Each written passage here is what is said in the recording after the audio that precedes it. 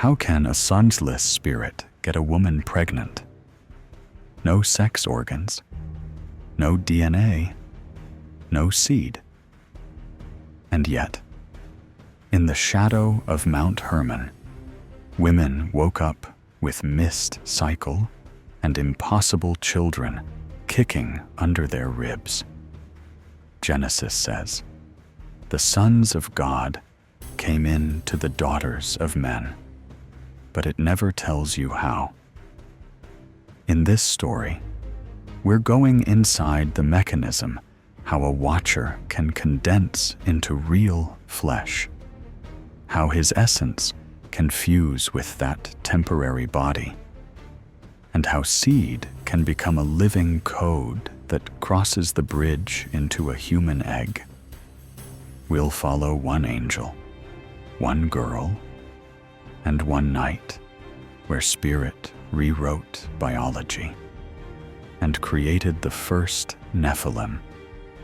If you want more than vague theology, if you want to see step by step how fallen angels without sex organs impregnated ancient women, stay to the end and drop 777 so I know you're still with me. Hit like and subscribe so you don't miss the next buried story. Now, step with me onto the ground they corrupted and watch what their children did to the world. How fallen angels without S3x organs impregnated ancient women.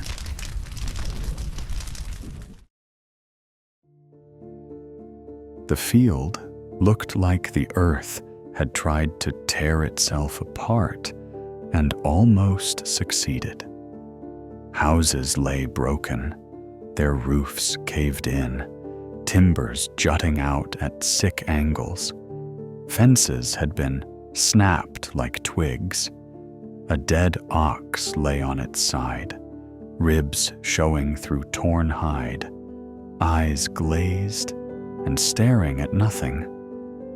The soil itself was cracked open, with long, dark wounds stretching across what had once been neat rows of crops.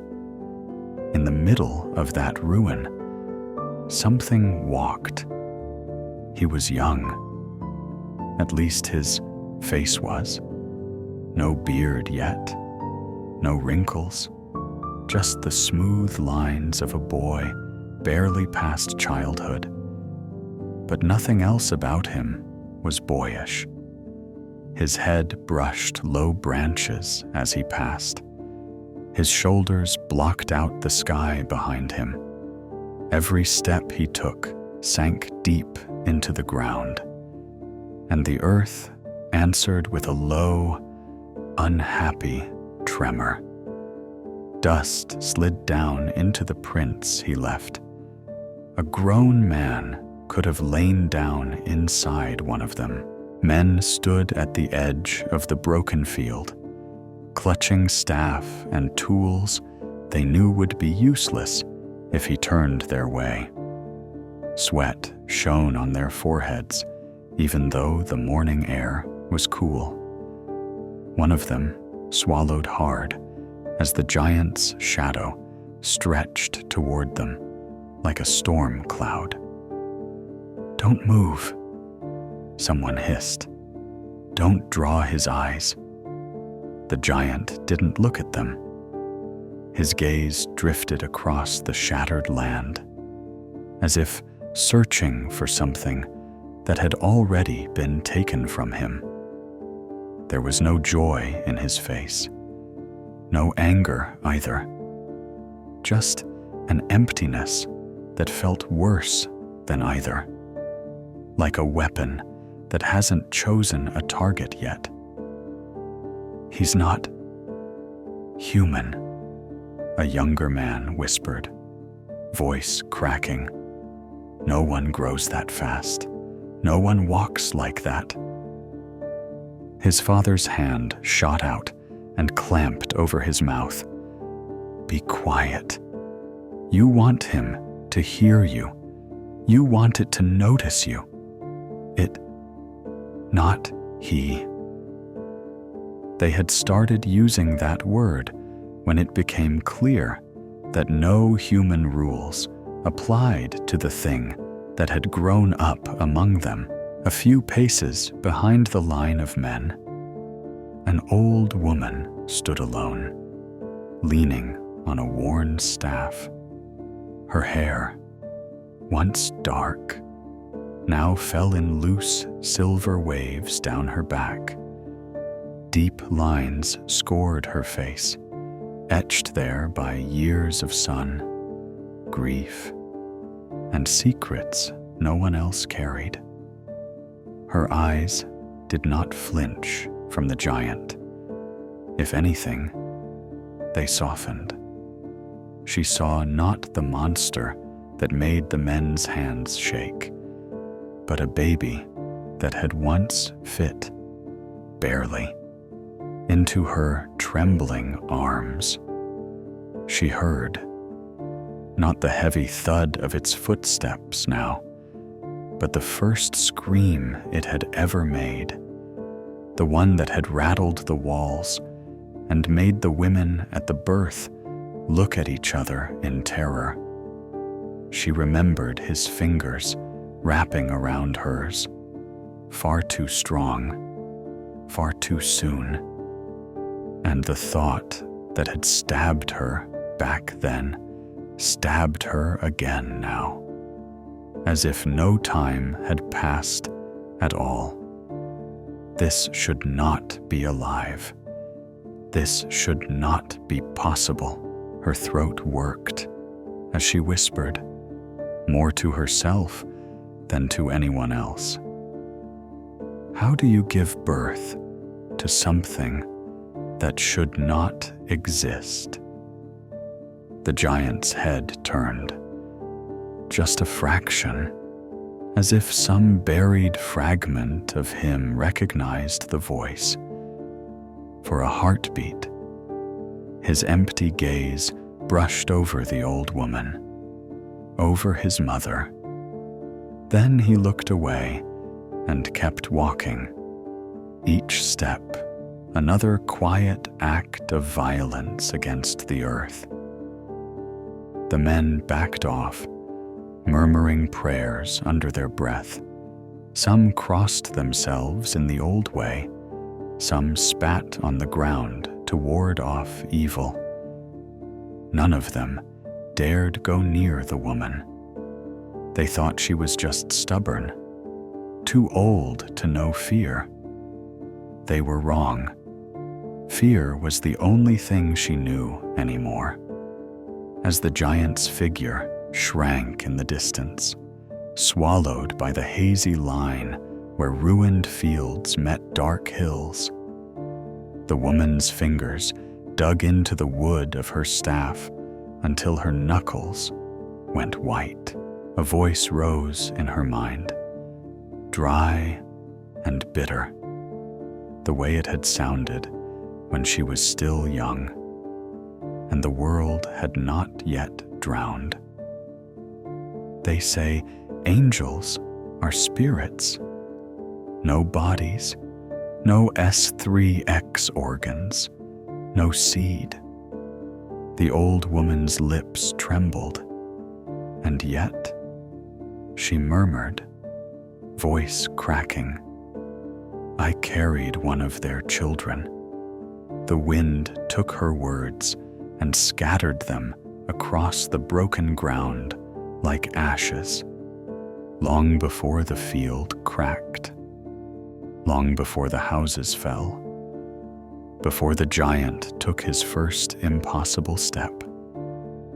There was a watcher on the edge of heaven. He stood where light thinned into air and air thinned into nothing, on a border no human eye could see.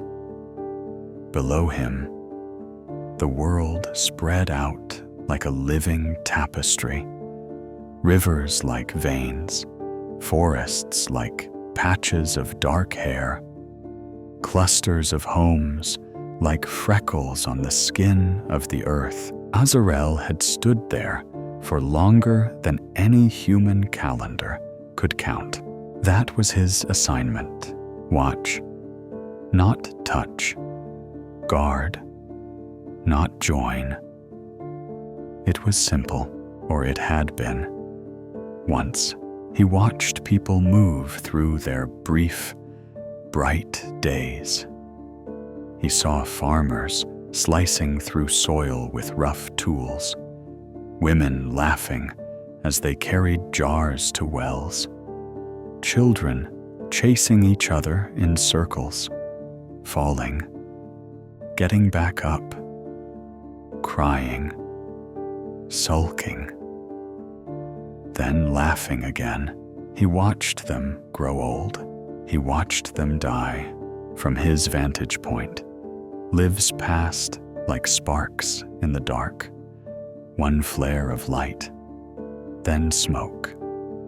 And yet, somehow, each one seemed to matter more than the endless, steady glow of his own existence. He had no pulse, but something inside him tightened when he saw a father lift a newborn to his chest, or when a mother wrapped shaking arms around a child who had wandered too close to the floodwaters in the rainy season. Emotions rippled through them, thick and raw and loud. Jealousy, love, anger, despair, hope. He could see all of it in the lines of their faces, in the way their hands gripped one another, in how they slammed doors or fell to their knees. Up here, in the thin brilliance between heaven and earth, Azarel had none of that. No chest rising and falling, no arms that ached after a hard day's work, no heartbeat that stuttered when someone smiled back at him. He had glory. He had a purpose. He had eternity. So why did it feel empty? He pushed the thought away. He remembered the words that had been burned into his being when he was assigned to this post. You are to watch. You are to guard. You are not to cross. They knew what he could do if he crossed. He knew too. He had seen others like himself step into the world below when the Most High commanded it. They would condense, light thickening, clarity blurring into form, until their radiance folded itself into the shape of a man, feet touching the earth, hands capable of lifting bread, breaking it, mouths that could taste water and honey and dust. He had watched them sit beneath trees, shaded like any traveler. He had watched them eat with the patriarchs, walk on roads, touch shoulders, and pull people out of danger. He knew, in a way deeper than memory, that he too carried that capacity. He could wear flesh. He could carry weight. He could feel, but always under orders. Never for himself. Never, because he wanted to know what it felt like when rain hit skin instead of sliding off light. Azarel's gaze drifted across the world to where mountains rose like teeth at the edge of a fertile plain. One peak towered above the rest, its crown often wrapped in cloud. Hermon, he let his awareness dip closer, Villages came into focus, dots becoming roofs, roofs becoming a people. He narrowed his attention, almost idly, tracking the movement of a few figures in one particular settlement near the base of the range. A girl laughed. The sound didn't reach his ears. It couldn't, but he saw it in the way her shoulders shook, the way her head tilted back, her mouth opening wide in a burst of joy so physical he could almost feel its echo. Another girl? Cries. He saw the tremble in her chin, how someone else's hand reached out to wipe her tears away.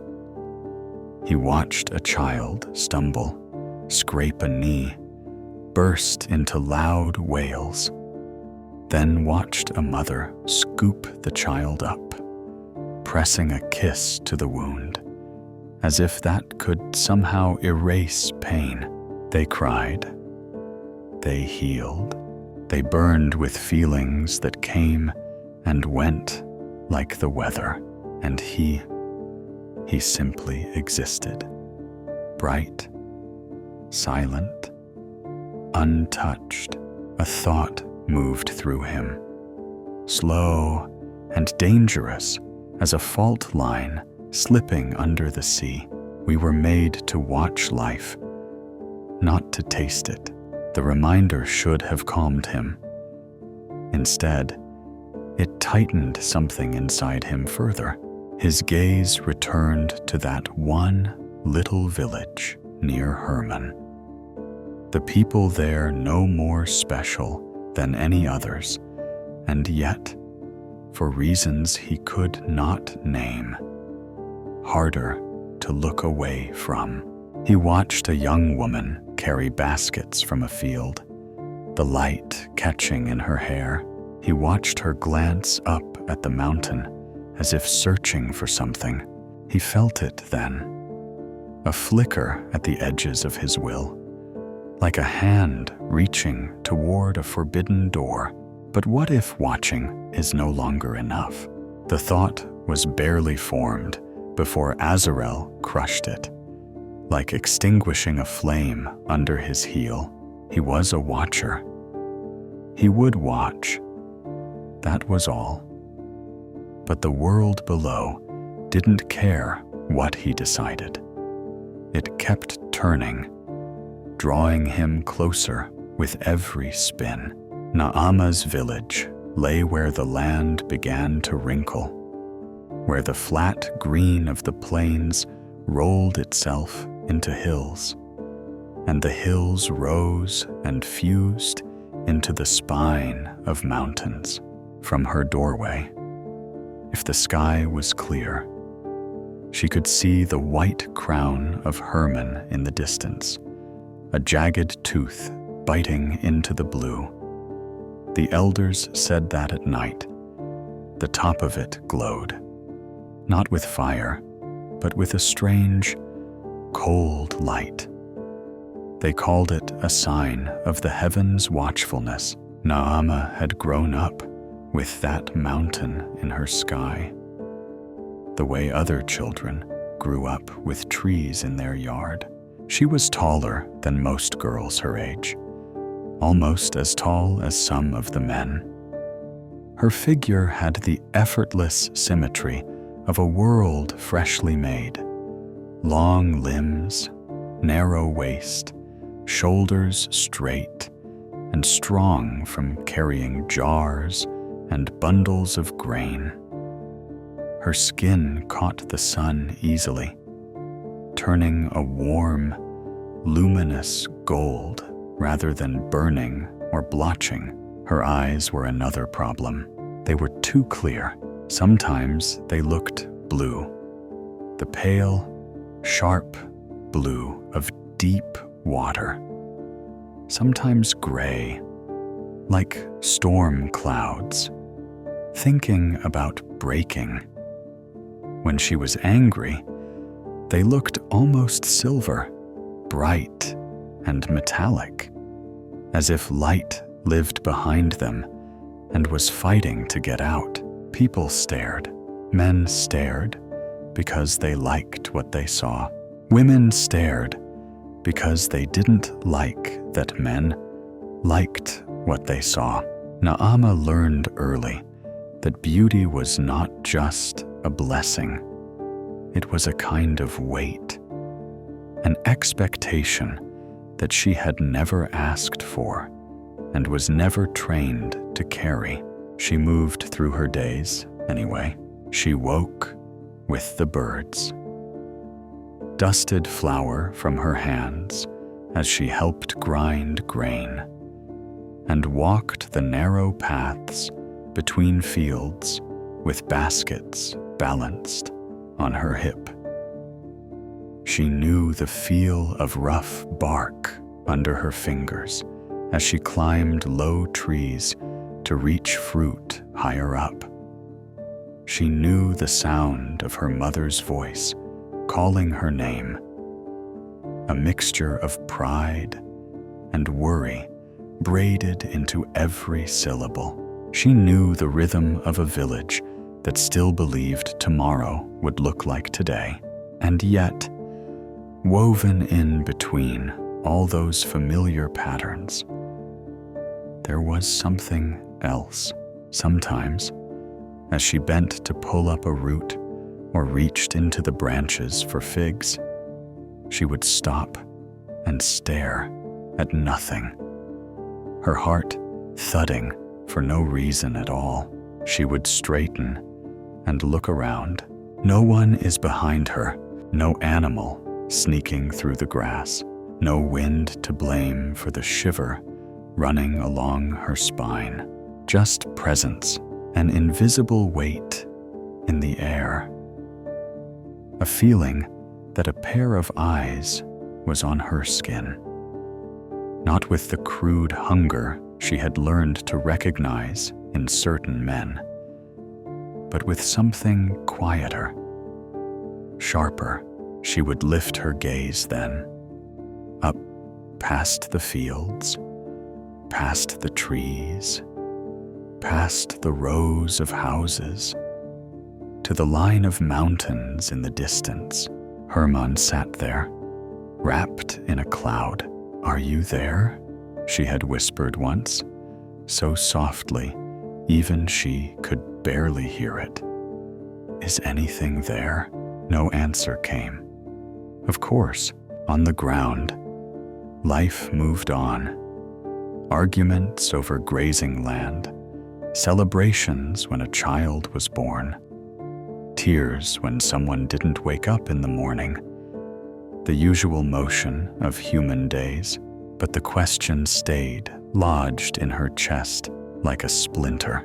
If there truly was a God above, why did he remain so silent? Why did he watch but never step in? When she lay awake at night, staring at the roof beams, listening to her family's breathing, her mind would fill with thoughts that had nowhere to go. If he made us, why does he feel so far to? If he cares, why doesn't he speak? Why are we born, work, bleed, and die under a sky that never answers? She had never spoken those questions aloud. The elders would have called them foolish, maybe even dangerous. They would tell her to be grateful, to accept her a lot, to stop looking beyond the world she could touch. But her eyes kept drifting up to that mountain. One late afternoon, after a long day in the fields, with sweat drying on her neck and dust clinging to her ankles, she paused on the path home. The sky was turning gold, the edges of the clouds glowing as if they were lit from within. Hermann was clear that day. No cloud crown, just raw stone, sharp and pale in the fading light. Naama stood there, basket hanging forgotten from her fingers, and stared. Her heart lurched. It wasn't the usual quickening of being startled. It was deeper, harder, like someone had wrapped a hand around her heart and squeezed. She inhaled sharply, a soft gasp that sounded too loud in the quiet field. For a moment, everything around her blurred: the rows of stalks, the rustle of leaves, the distant shouts of other workers. All of it faded into the background.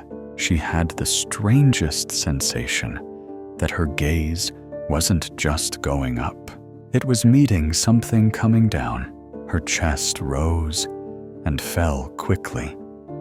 The tiny hairs on her arms stood up.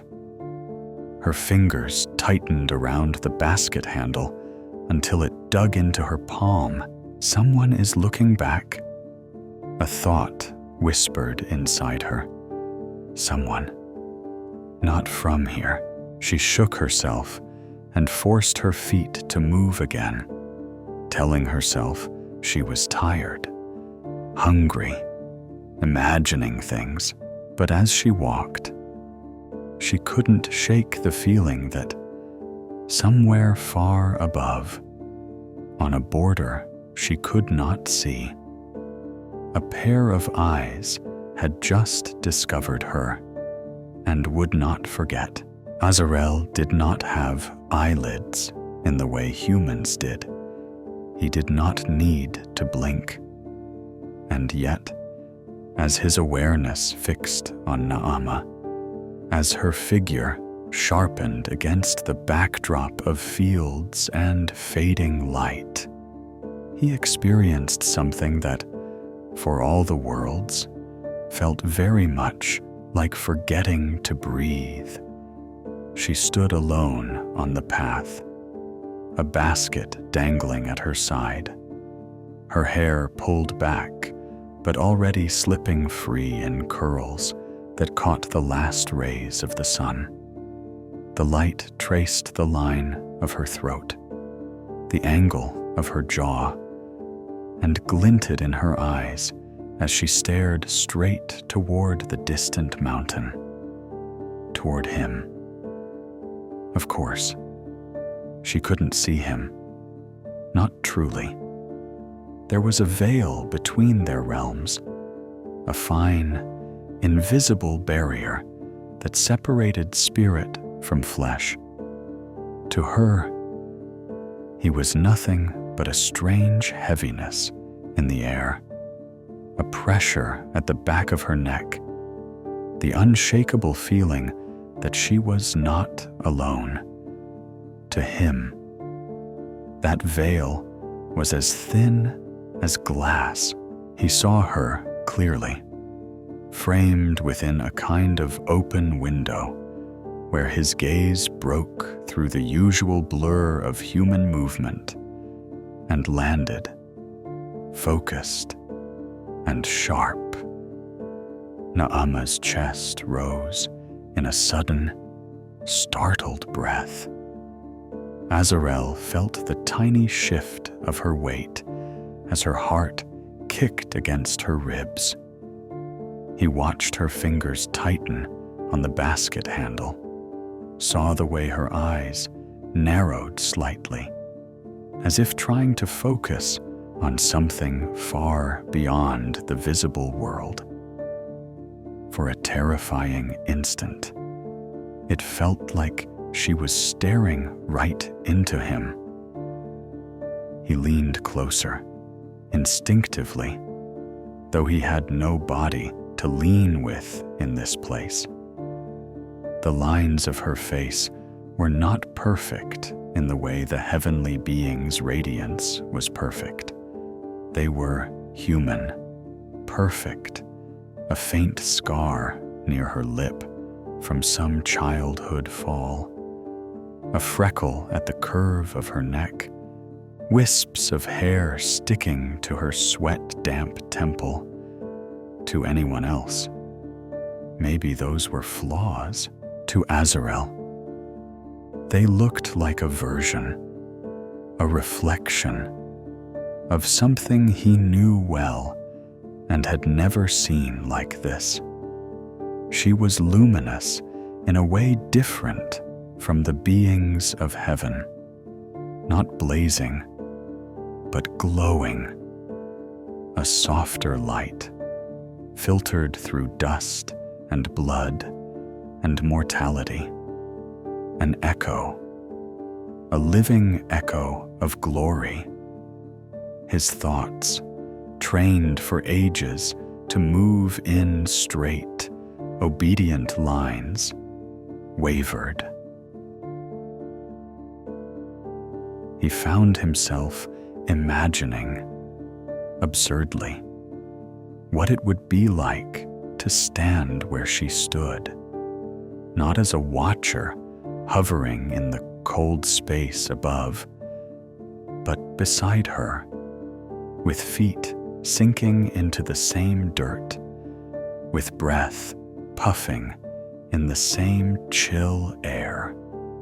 What would it be like to speak and have his voice heard by ears that could misunderstand him, argue with him, laugh at him? What would it be like to reach out and feel warmth against his hand? Not the sterile warmth of heavenly fire, but the fragile heat of living flesh. The moment he realized what he was imagining, something like horror flashed through him. These were not thoughts a watcher should entertain. We were made to watch, not to touch. Yet he couldn't deny what he knew, that the barrier between realms was not as absolute as humans assumed. He had seen angels condense into bodies before, sensed the divine permission that allowed spirit to knit itself to matter. He knew the process. All watchers did. An angel willed itself downward, focused, drew elements around its presence, dust, moisture, light, binding them into a vessel, muscles from intention, bone from structure, skin from the thinnest layer of woven elements, a body tailored to walk, to eat, to speak, a body that could interact with the physical world by design. His awareness dipped closer, hovering near Naama like a shadow with no source. She shifted, eyes darting around, arms wrapping around herself for a second, as if warding off a chill. She could not see him, but she could feel the edge of his attention, the way a person might feel someone staring at them from across a crowded room. Naama lowered her gaze and hurried down the path, shoulders tense. That should have been the end of it. A ripple of forbidden fascination, gone as quickly as it had come. But it wasn't. It left something behind. A question, small and dangerous, surfaced in Azrael's mind, like a bubble rising from deep water. If I can take form.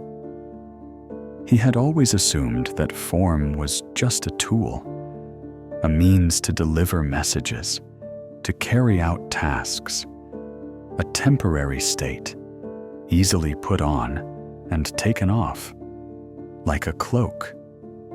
But what if the form itself did more than allow him to touch the world? What if it allowed him to shape it? What if that body wasn't just a shell, but a bridge between spirit and flesh? If I can take form, can I also leave a seed?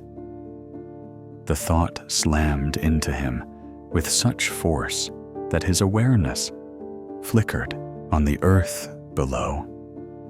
Naama stumbled slightly, as if tripping over nothing.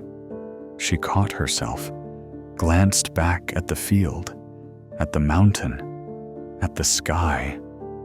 Azarel jerked away from the window, retreating into the safer, colder layers of his station. He knew, with a certainty that burned, that he had just stepped onto forbidden ground, not with his feet, but with his mind. He hadn't done anything. He hadn't crossed over. He hadn't touched her, but the idea had been born. And ideas have a way of growing, even in places where nothing living is supposed to take root. Night fell hard on Herman. Clouds wrapped themselves around the mountain like a dark cloak, swallowing the stars. Lightning flashed inside the shroud, quick veins of light that didn't reach the valleys below.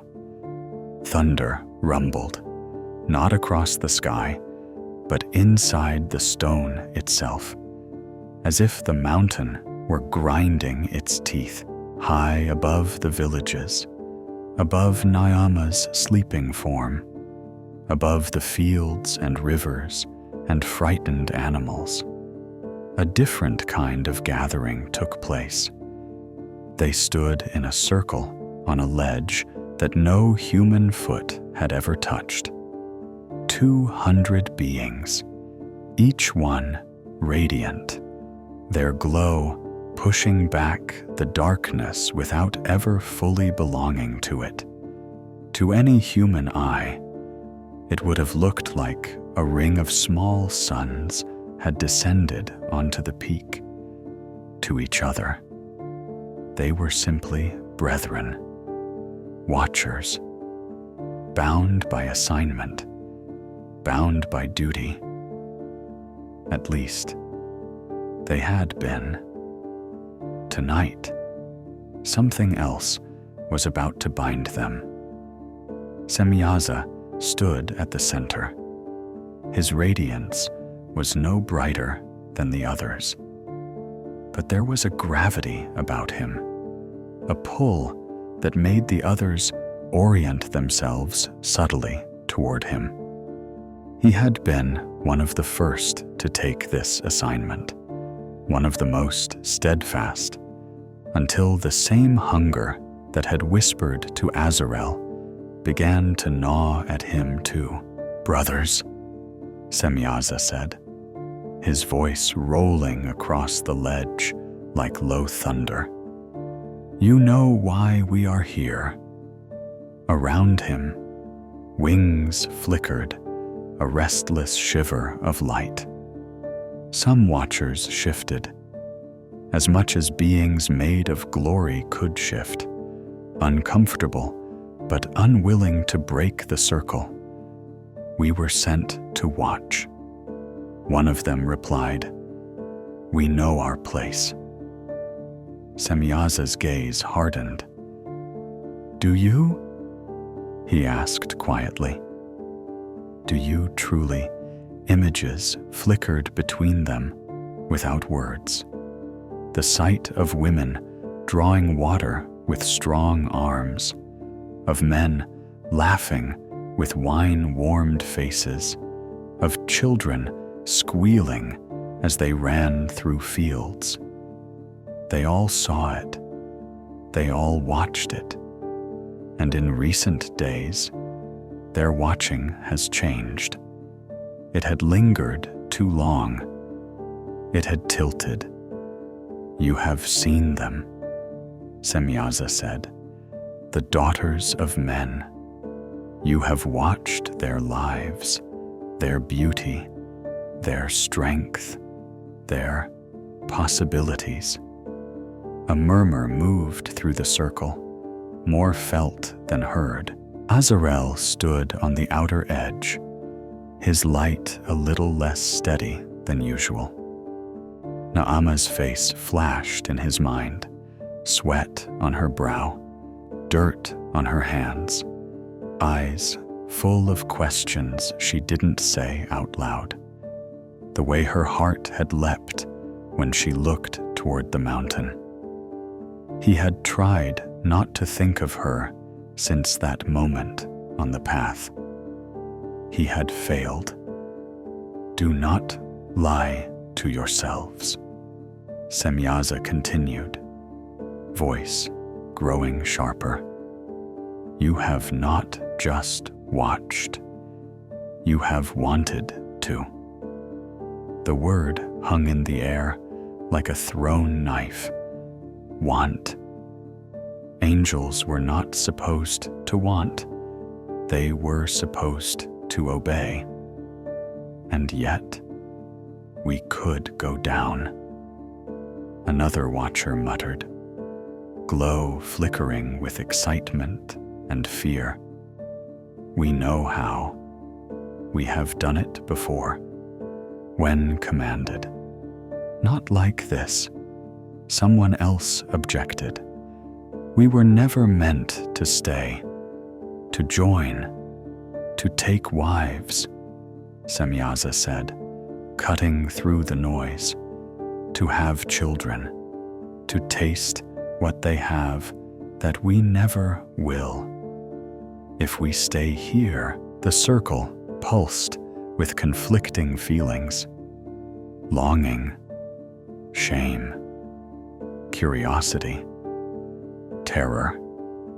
Azarel felt all of it, a storm pressing in from every side. You know the law, an older watcher said. The boundary, spirit and flesh, are not to be mixed. This design is not ours to change. Semyaza's eyes flashed. Then why? He asked. Did he make it possible? Silence slammed down. If he truly wished us unable to cross. Semyaza went on, softer now, almost coaxing. He could have made us immaterial in a way that cannot touch matter, but he did not. We can condense. We can walk, eat, speak, feel. We carry the pattern of embodiment in us. Why to deliver messages and nothing more, to taste food but never life, to stand in houses but never build our own? He stepped closer to the edge of the circle, his gaze sweeping over every face. We stand here, watching them live what we can only witness. We burn with glory, but they burn with something else, something different. And I, for one, will not stand here forever, watching others enjoy what I am capable of touching. His words settled into Azarel like stones. He thought of Naama again, of the question that had taken root in him. If I can take form, can I also leave a seed? He had buried that thought under obedience. Semyaza's speech dug it back up. There is a cost. Another watcher warned. You know it. To cross the boundary without command is rebellion. To join ourselves to their flesh is unforgivable. Semyaza spread his hands. Then let it be unforgivable together. He said, if I go alone, I will bear this weight alone. I will be judged alone. But if we go as one, none of us can be singled out. None of us can deny what we have done. He looked at them, one by one. I will not move unless you swear with me. Swear that you will not turn back, that you will all descend.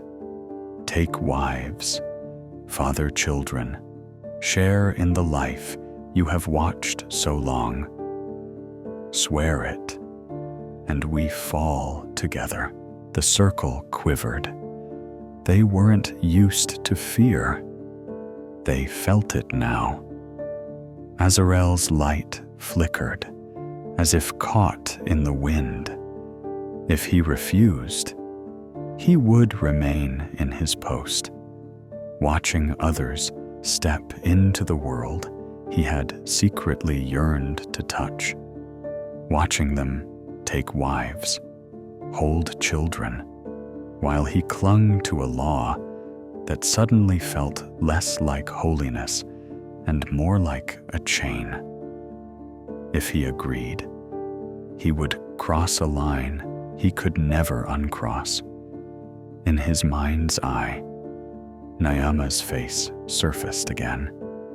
The way her heart had pounded, the way she had stared toward the mountain as if begging for an answer. What if I am that answer? A treacherous thought whispered. What if I could step into her world, into her life, instead of just hovering at the edge of it? His resistance cracked. I swear, one watcher said suddenly, breaking the silence, I will not turn back. Another voice joined, then another. It spread through the circle like fire catching dry grass. I swear, I swear, I swear. Azarel's throat, if he'd had one, would have been tight. When Semyaza's gaze reached him, Azarel hesitated for a fraction of an instant. Naama's invisible question pulled on him from below. If there is truly someone above, why is he silent? Azarel's reply, unspoken but real, formed itself as he opened his will. I swear, he said. The oath wrapped around him like a chain made of his own words. It was done. Semyaza smiled, a fierce, almost desperate curve of light. Then, let us go, he said. The circle broke. 200 watchers stepped off the ledge. They didn't fall so much as flow, radiance thinning into streaks of light, plunging downward through cloud and air. To a human watching from below, it would have looked like a rain of stars, a sudden meteor shower searing across the sky. In the village near the foot of the mountain, Naama woke up with a start. Her small house was dark, her family asleep around her, but the walls flickered with pale light. She scrambled outside, heart hammering, and looked up. The sky was torn. Lines of white fire carved paths from the top of Hermon down into the world, silent and terrible. Her breath caught in her throat. It was beautiful. It was wrong. A strange certainty gripped her. Some part of her life had just ended, and another, darker part was beginning. She didn't have words for it, but her spirit knew something from above had just decided that watching was no longer enough. The days that followed fell into a pattern that belonged to no one but them. At first, Azarel only came at dawn. Naamah would arrive at the well, jars swinging against her legs, and find him already there, sometimes sitting on the stone rim, sometimes leaning against a nearby tree, sometimes standing with his eyes closed, as if listening to something she couldn't hear. They spoke lightly then, circling safe topics: the harvest, the weather. The way the mountain looked was different every morning, depending on how the light hit it. She noticed the way he watched people without staring, how he seemed fascinated by the smallest things: a child tripping and laughing, a dog rolling in dust, a woman scolding her son with one hand while the other smoothed his hair. "It's loud," he said once, as they both watched the village wake up. "Human life, even when no one is speaking." "Loud," she echoed, amused. "You haven't heard it on feast days." He smiled, but his gaze stayed far away. After a while, dawn wasn't enough. He began to appear at other times. She would be in the fields, binding bundles of grain, and look up to find him standing at the edge of the furrows, as if he had been there for a long time, simply blending into the landscape until her eyes finally decided to notice him. "You walk quietly," she said once, handing over her heart. "You'll make me spill the whole harvest." "Sorry," he said, and he meant it. But he didn't move away.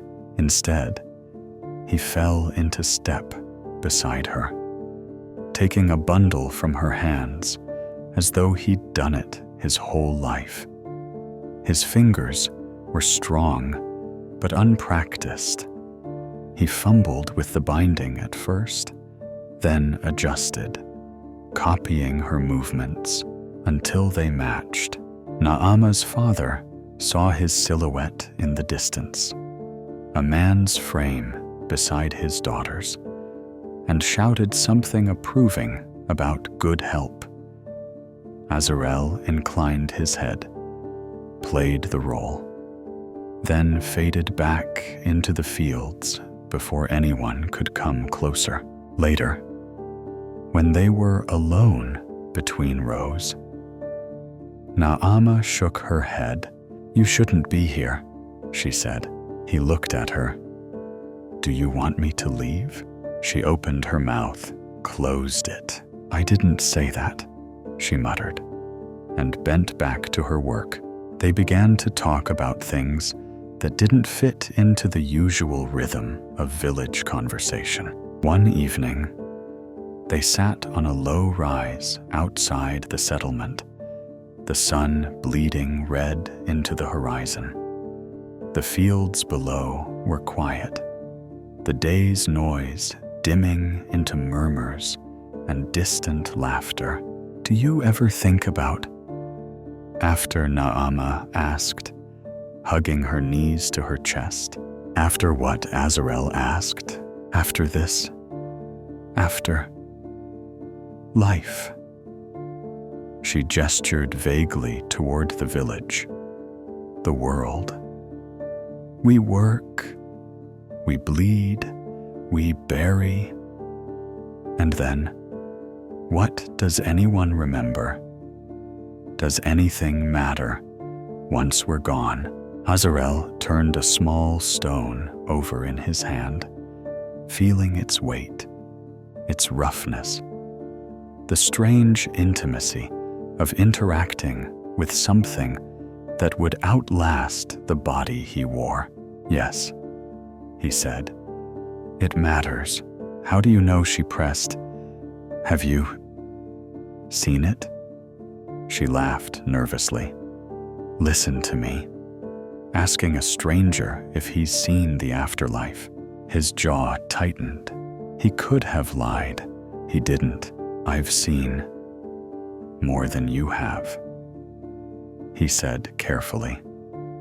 "I've seen souls move from one state to another. I've seen judgment, mercy. I've watched entire generations rise and fall. You do not vanish when you die. Nyama, you change places." She stared at him. "You speak like an elder," she said. "But you don't look like one." He didn't answer that. Instead, he looked at her profile against the darkening sky and felt the tightrope he walked grow thinner. Every truth he slipped into their conversations pulled him further from his assignment and deeper into something else. Something that felt suspiciously like intimacy with each descent. The vessel he wore felt more familiar. He learned how to walk without thinking about every muscle, how to sit with his elbows on his knees, like other men did, instead of perched on the edge of seats like a bird ready to fly. He learned how to laugh without startling himself with the sound. He tasted bread, tearing pieces from the loaves Naama shared with him on days when she could steal away. The warmth filled his mouth, sat heavy and satisfying in his stomach. He drank water until his thirst, a new, insistent ache, waned. The body rewarded him for using it. That reward scared him. Back on the border of heaven, there had been no such feedback. Obedience had been its own quiet satisfaction, but it had never felt like this. This immediate rush of sensation and relief, this subtle hum of pleasure when tired muscles finally rested, when hunger finally eased.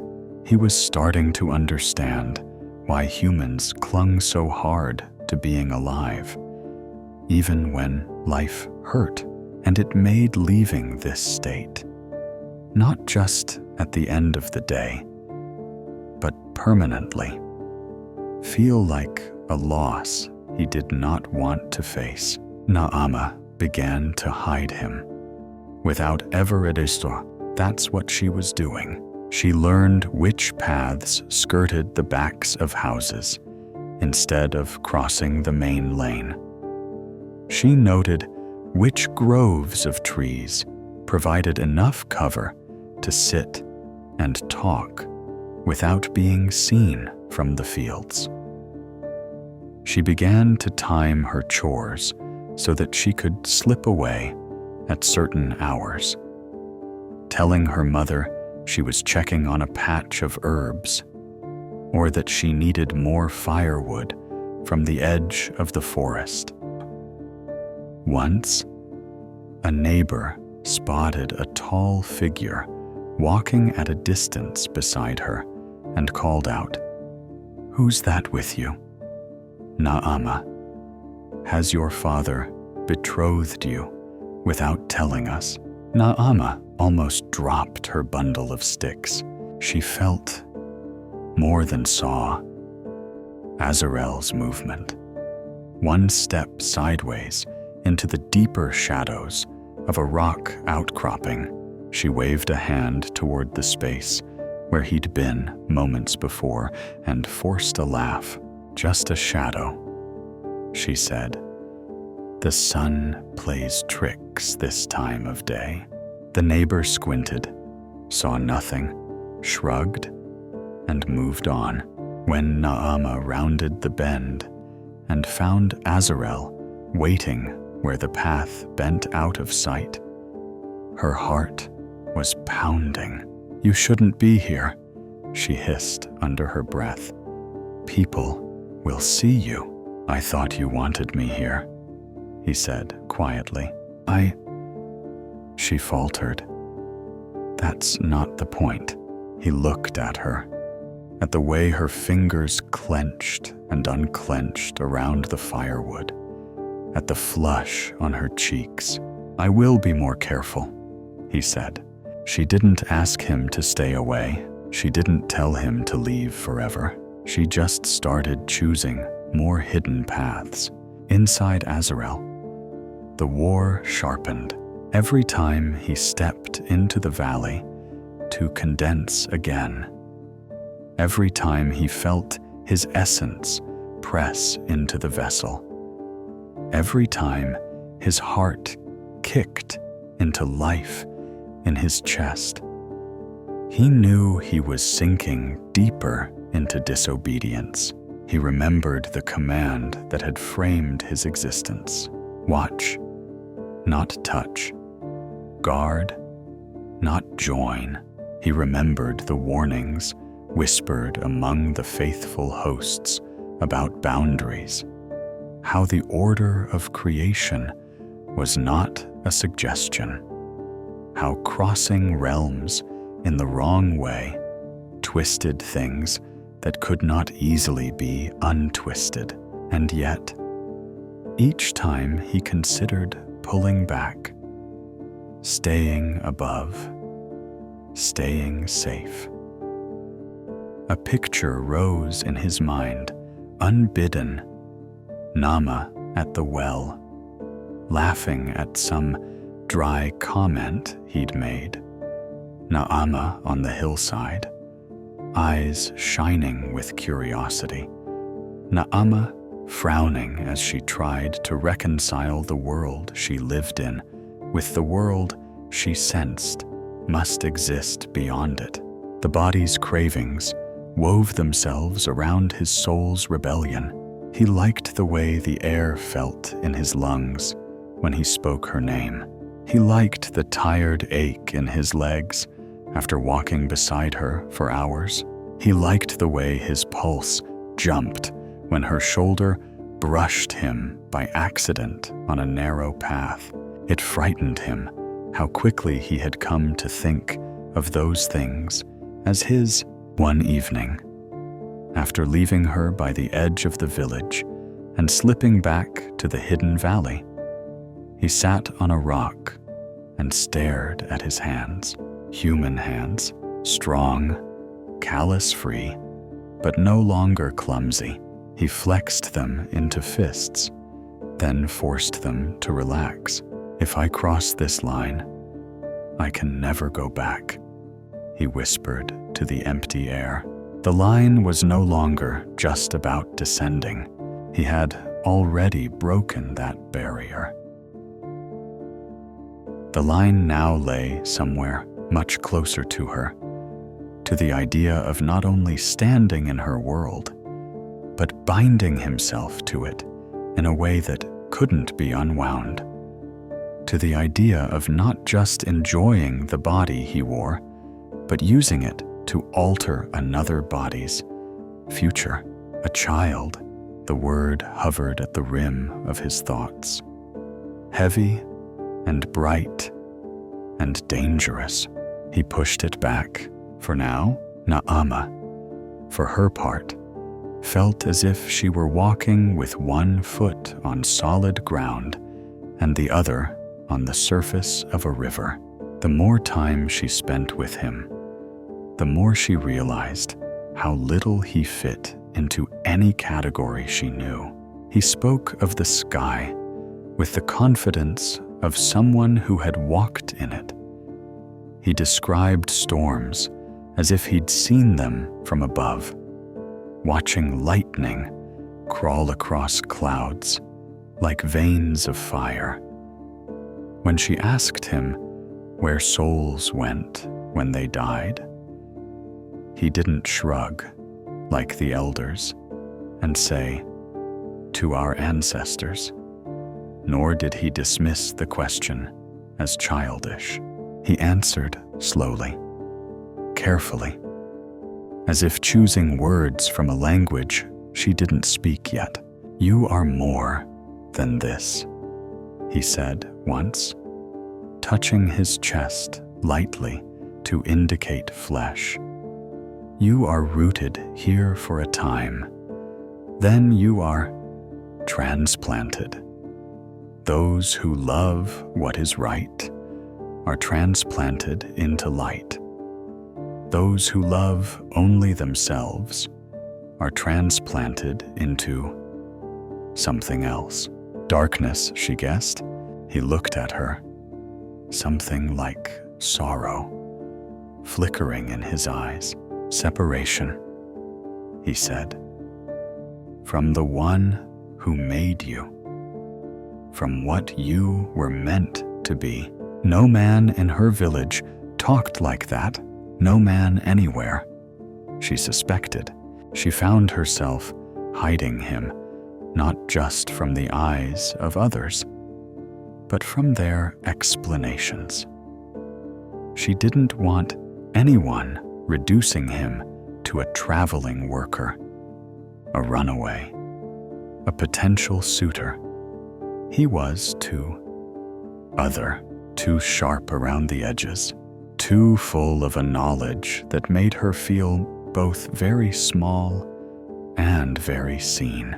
Still, when she lay under her roof at night, listening to the familiar chorus of crickets and snoring and distant dogs, doubt crept in. Who is he? Really? Why does he come only when no one else is looking? Why does his presence feel like an answer and a threat at the same time? Her hand would drift to her chest, feeling her own heart beat hard against her palm. And an unwanted thought would surface, one she tried to shove away every time.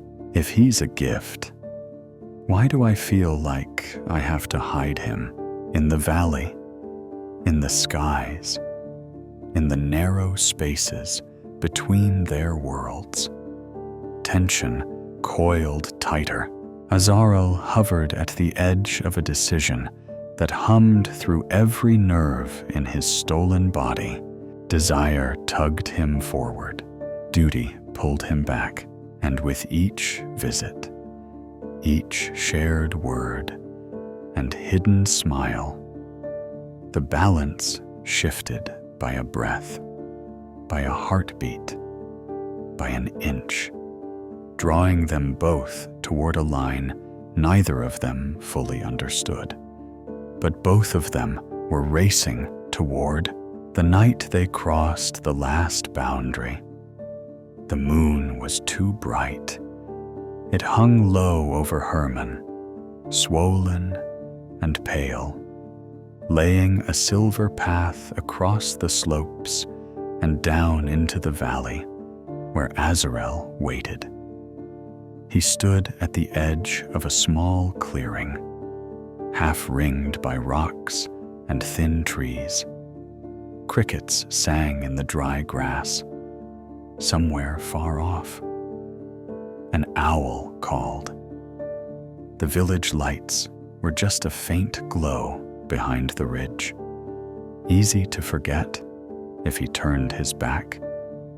He didn't. He kept glancing toward them, as if expecting a voice from the heavens to shout his name, to command him back into the sky, to undo the weight of the body he wore. Nothing came. His vessel felt different tonight, more settled. The first time he had condensed into flesh. Everything had been shock and imbalance, too much gravity, too much air, too much sensation. now. His muscles remembered how to hold him upright without conscious effort. His balance adjusted automatically when he shifted. His heart beat in a rhythm that felt less like an alarm and more like a drum. Steady, insistent. The longer he wore this form, the more it stopped feeling like clothing and started feeling like home. That terrified him. He pressed a hand to his chest, feeling the strong, regular thud beneath his palm, beneath the bone and blood and borrowed structure. He could sense the deeper current, his true self, his essence, threaded through every cell. It wrapped around the physical pattern he had built, saturating it, spirit inside flesh, not loosely, not hovering, but integrated, connected. He'd always known that if a being like him stepped into a body, the body would move. Tonight, he understood something more. The body could also become a conduit. If I let myself sink fully into this, he thought, if I align completely with its design, what passes through me will not be only mine anymore. A stone shifted on the path behind him. He turned. Naama stepped into the clearing, breathing slightly fast from the climb. A shawl pulled tight around her shoulders against the chill. The moon turned her skin to pale bronze, her hair to dark ink, her eyes, always changeable, looked almost silver in the cold light. "You're here," she said. Her voice held no surprise. "I said I would be," he answered. She came closer, hesitating only once when the ground dipped. He reached out without thinking, catching her elbow, steadying her. The contact sent a small shock through both of them. Her weight, brief as it was, grounded him more firmly in the body he wore. He didn't let go right away. Neither did she. For a moment, they stood like that, a breath apart, the night holding its own breath around them. "You chose a lonely place," she said, glancing at the rocks, the shadowed trees. "You asked to speak where no one else could hear." He reminded her. She had, after too many near encounters, too many half-hidden conversations on paths and in tree-shaded corners. She had sent word, through a look, through a whispered phrase, that she wanted to meet where eyes could not follow. Now that she was here, the secrecy felt less like safety and more like a weight. Naama stepped back, just enough to free her arm. "Tell me again," she said. "Tell me who you are." He had known this was coming. She had let it go before, accepting half-truths, deflections, the vagueness of passing through. But something had shifted between them over these last weeks. The questions that had started as curiosity had deepened into something knotted with fear and longing. He could feel it in the way she looked at him now, not as a stranger, not even as just a man, but as someone standing at the edge of an answer she had chased her whole life. He could lie. He could fabricate some distant village, some lineage that explained his oddness. He could tell her the full truth, lay his rebellion bare, and watch her trust fracture. What he could not do, not anymore, was keep skirting the center. "I am not from here," he said slowly. She narrowed her eyes. "I know that," she said. "Everyone is from somewhere. That's not what I'm asking." The crickets seemed to be quiet, as if even insects wanted to hear. Azarel lifted his gaze briefly, as if the sky might offer him words. "It didn't. I was made to watch your kind," he said at last. "Not to live among you, not to be seen. I stepped out of my place." Naama's brows are knitted. "You speak as if you were above us," she said, the word catching awkwardly in her throat, like the stories the elders tell, of messengers, of beings that stand near the one who made us. He looked at her, her breath hitched. "No," she whispered. That's not possible." He took a step closer. "I am not from here," he repeated gently, "but I chose to be here. With you." Fear and something else flashed across her face. She had suspected, in ways she hadn't dared admit, even to herself. The way he spoke of the world, the way he knew things no traveler should know, the way his presence felt like those strange moments in prayer when the air thickened and her skin tingled. But hearing it aloud made it real. "Then this is wrong," she said, voice shaking.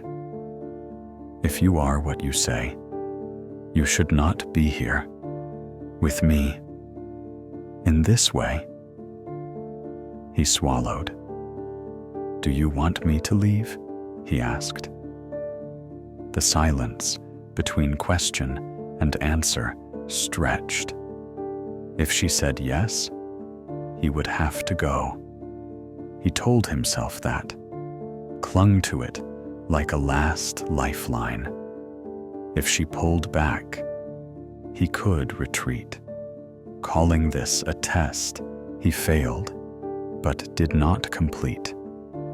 A rebellion he stepped into, but did not consummate. Naama searched his face. This face he had crafted to look like a man's, and yet which carried the echo of something more. "I don't know what I want," she said, the honesty in her words sharper than any accusation. "I've asked the sky for answers all my life. Now one steps down and sits beside me. And part of me wants to run. Part of me doesn't." The hand he'd used to steady her earlier still tingled with the memory of her warmth. He could feel the dividing line He'd been walking for weeks now, drawn thin as a blade between them. "This form," he said quietly, pressing a hand to his own chest. "It is more than a disguise. It is built to fit your world, to respond to it, to you. When I shaped it, I aligned myself with your kind's design. I did not fully understand then what that meant." She frowned, trying to follow. "What does it mean?" she asked. "It means," he said, each word an act of betrayal against the order he was made to uphold, "that the difference between my body and yours is not as wide as the difference between my soul and yours. It means there is a bridge between spirit and flesh, and I am standing on it." Her fingers curled into her shawl. "You're saying you could be like a man," she said slowly, "in all the ways that matter." He felt heat crawl up his neck, an entirely human response that would have amused him on any other day.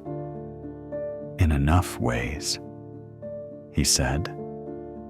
The moon slipped behind a thin cloud, dimming the clearing for a moment. Naama looked down at her hands, then back up at him. "I am afraid," she said. "So am I," he replied. It was the first time he had admitted it aloud. They stood there, two figures caught in a web of choices spun long before either of them was born. Azarel felt the vessel around him, its systems humming, ready.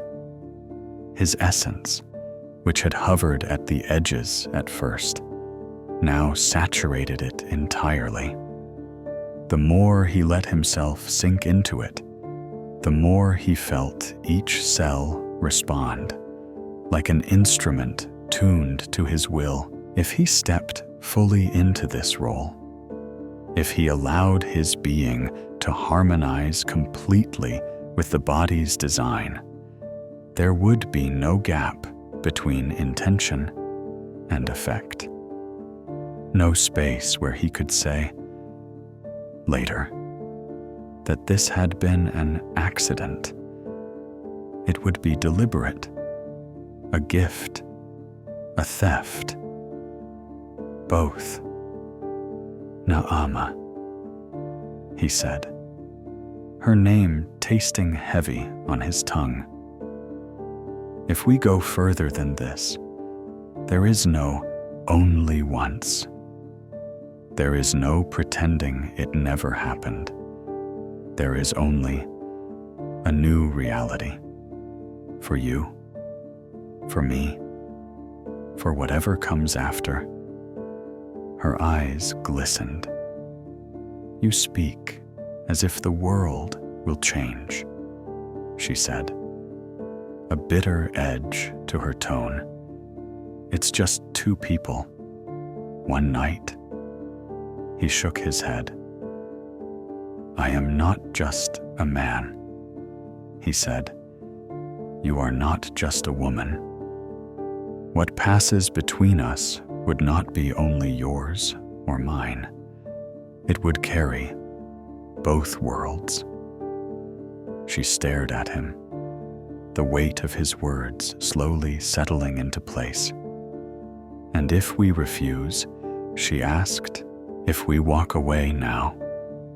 He looked toward the mountain, its peak a pale fang against the sky. If we walk away, he said, I break one command instead of 10. I bear my rebellion alone. You go back to your life. You marry someone from your village. You have children who belong entirely to this earth. And if we don't walk away? She asked, though she already knew. He felt the answer vibrate through his bones. Then something will be born that was never meant to exist, he said softly. The wind moved through the trees, rattling leaves like whispered warnings. Naama closed her eyes. When she opened them again, there was no clarity in them, only a choice. She stepped toward him. I have been asking heaven for a word my whole life, she said. If this is not what I was asking for, then heaven should have stayed silent. He could have argued. He didn't. He closed the last bit of distance between them. In that moment, Azarel made a decision far deeper than stepping into flesh. He let go, not of his identity, but of the separation he had always maintained between who he was and what he inhabited. He allowed his essence to flood the vessel completely, aligning every pattern of spirit with every pattern of matter. The faint, lingering glow in his eyes dimmed, not from loss of power, but from concentration, radiance being poured inward instead of outward, at a level no human could see. A shift occurred. The line between angelic and human design did not disappear, but it bent, curved, and entwined. The template of his being brushed against the template of hers, not in the vastness of heaven, but within the narrow, precise language of biology cells, signals, codes. What he carried was not flesh, but through the body he wore, that non-material seed, his essence configured to this world's rules, found a way to impress itself into hers, to whisper instructions into an egg waiting deep within her, to alter what should have been solely human into something else, something hybrid. Later, she would remember fragments, the warmth of his borrowed skin, the strange double sense of touching a man, and something more, the feeling that the air itself had thickened around them, humming with a presence too large for the clearing. Later, he would remember the exact instant he felt the bridge complete itself, a microscopic joining far more earth-shaking than any storm he had ever watched from above. A new pattern sparked into existence. A life that had no place in the original design began. He held her afterwards, feeling her heartbeat against his, listening to the mingled rhythms, the matching rise and fall of their chests.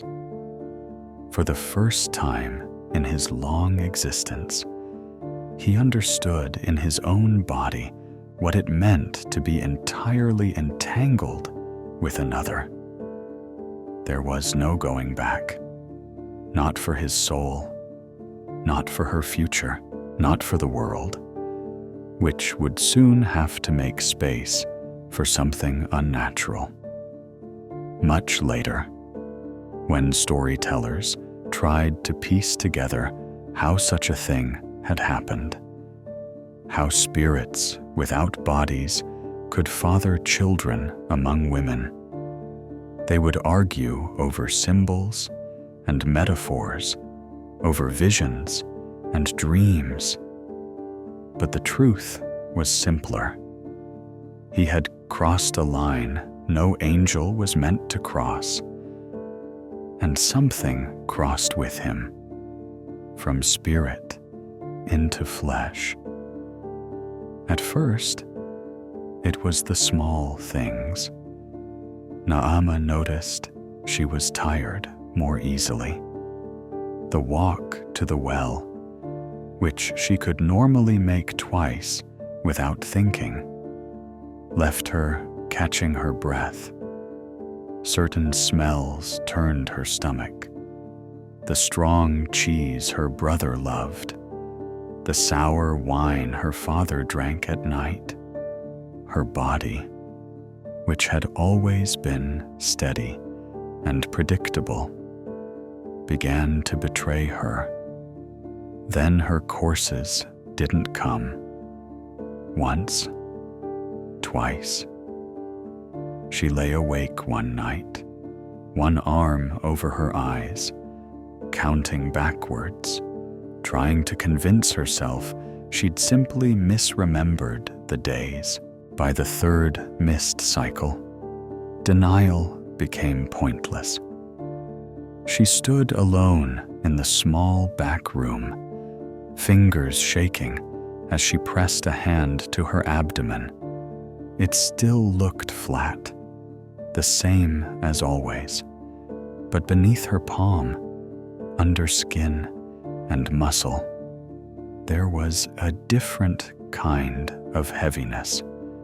Not pain, no sticks. Presence, breath snagged in her throat. "Child," she whispered, as if saying it too loud might make it vanish. The word didn't echo back. It rooted. Joy bloomed in her chest, quick and fierce. She had seen the way other women's faces lit up when they spoke of new life. She had watched them smooth hands over swelling bellies, felt the way their hope filled the room. For a moment, she let herself feel it too. Then, just as quickly, the joy curdled around something else. Fear. This wasn't like other pregnancies in the village.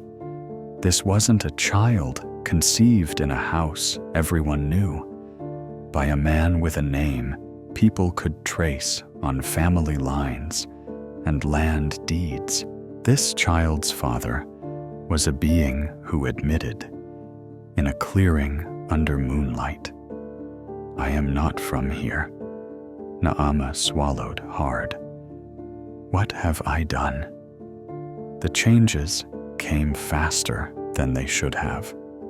By the end of the first month, her body ached in ways she'd only seen in women much further along. By the second, her dresses no longer sat flat over her stomach. Her mother clucked her tongue and smiled, pleased and proud, assuming a quiet betrothal was being negotiated somewhere.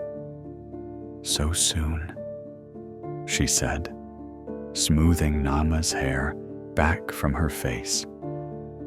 "You will make a fine mother." Naamah forced a smile, bile burning the back of her throat. At night, the dreams began. She saw light, too bright to look at directly, pouring down from a sky torn open. She heard voices shouting in a language she didn't understand, but somehow knew was about her. Some cried out in warning, some are angry, some are in grief. Sometimes she saw wings, not as paintings showed them, not neat and white, but vast and terrible, their edges rimmed with fire. Other nights, the light disappeared, and all she saw was water. It rose slowly at first, pooling around her ankles, her knees, her waist. She tried to run, but the weight in her belly held her back. The water climbed, swallowing trees, houses, and entire hills. The sky vanished. Everything became a churning, roaring gray, and always, she felt something moving inside her as the water climbed, calm, unbothered, as if the flood had nothing to do with it. She would wake, gasping, the taste of river in her mouth, her night clothes clinging to her skin. Azarel knew before she told him. The next time he condensed into his body in the hidden valley, something was different, not in the vessel, but in what hummed at the edge of his awareness. An echo, a faint thread of familiarity, tugging at him from a direction he'd never felt before. It wasn't from above, it wasn't from the countless humans moving below. It came from one specific point, from her. He went to the meeting place with steps that felt both too heavy and too light. Naama was already there, sitting on a rock, arms wrapped around herself. When she saw him, relief and anger flickered across her face in quick succession. "You came," she said. "I said I would," he replied. He stopped a few paces away, studying her. To a casual eye, she looked the same as always. To him, subtle differences leapt out. The slight swell where her tunic stretched over her belly, the way she stood up with more care, hand hovering protectively over that same spot, the pallor from nights not fully slept, and beneath all that, the echo. He could feel it, like hearing a familiar harmony threaded under a song, a pattern that matched his own essence in miniature, nested inside hers. Life, not purely hers, not purely his. Something between. Naama watched his face, saw the realization settle in. "You feel it, don't you?" she asked, voice trembling. "Yes," he said hoarsely, for someone who had watched worlds form and nations fall. It was a strange thing to be undone by the knowledge that something tiny and unseen had attached itself to a wall of flesh inside one woman. "I'm late," she said bluntly. "Very late. My body. It's not like before. And it's too fast. The women here, when they speak of their first months, they do not speak of this." She pressed his hand suddenly to her abdomen. He stiffened at the contact, then went still. Under his palm, warmth radiated. Beneath that warmth, something pulsed, not just the rhythm of her organs, but another cadence, fainter and quicker. Another heart. His borrowed one stuttered.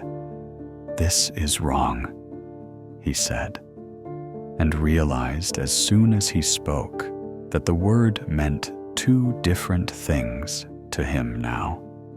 Wrong in the eyes of heaven, wrong in the way it was designed, but also wrong in that it felt too right.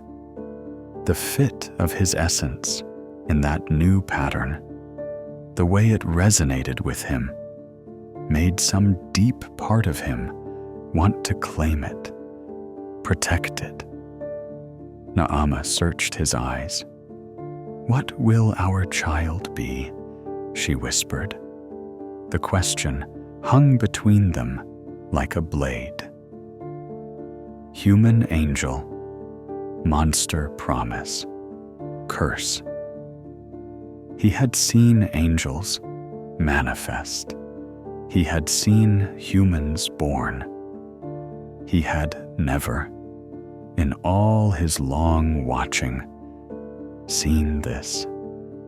"I don't know," he said. It was the most honest thing he had ever said in his life.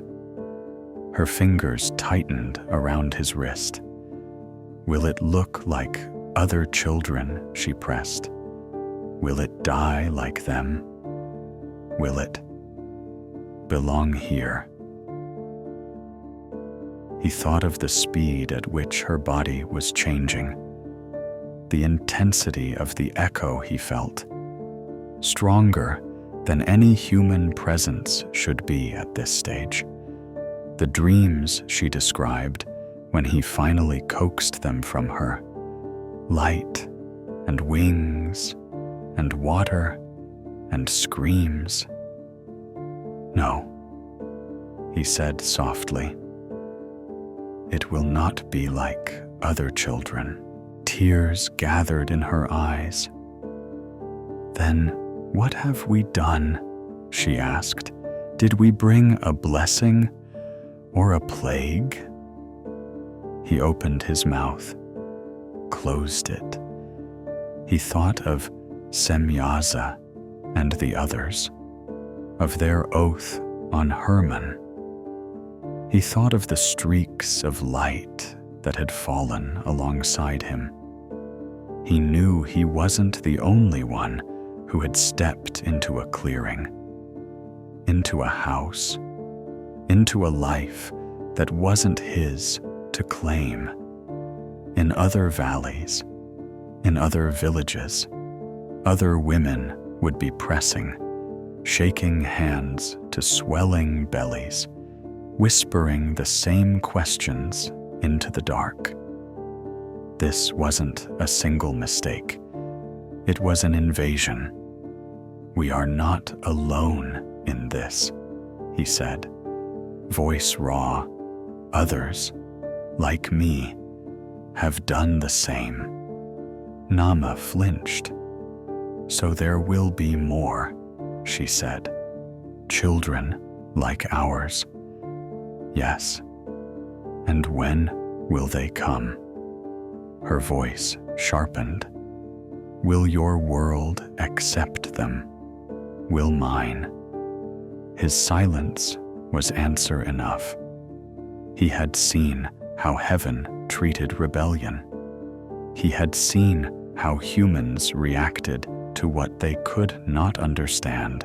He imagined a child growing faster than it should, stronger than it should, eyes too bright, appetite too fierce.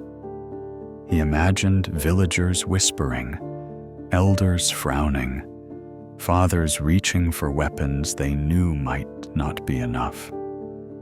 He imagined, for the first time, blood.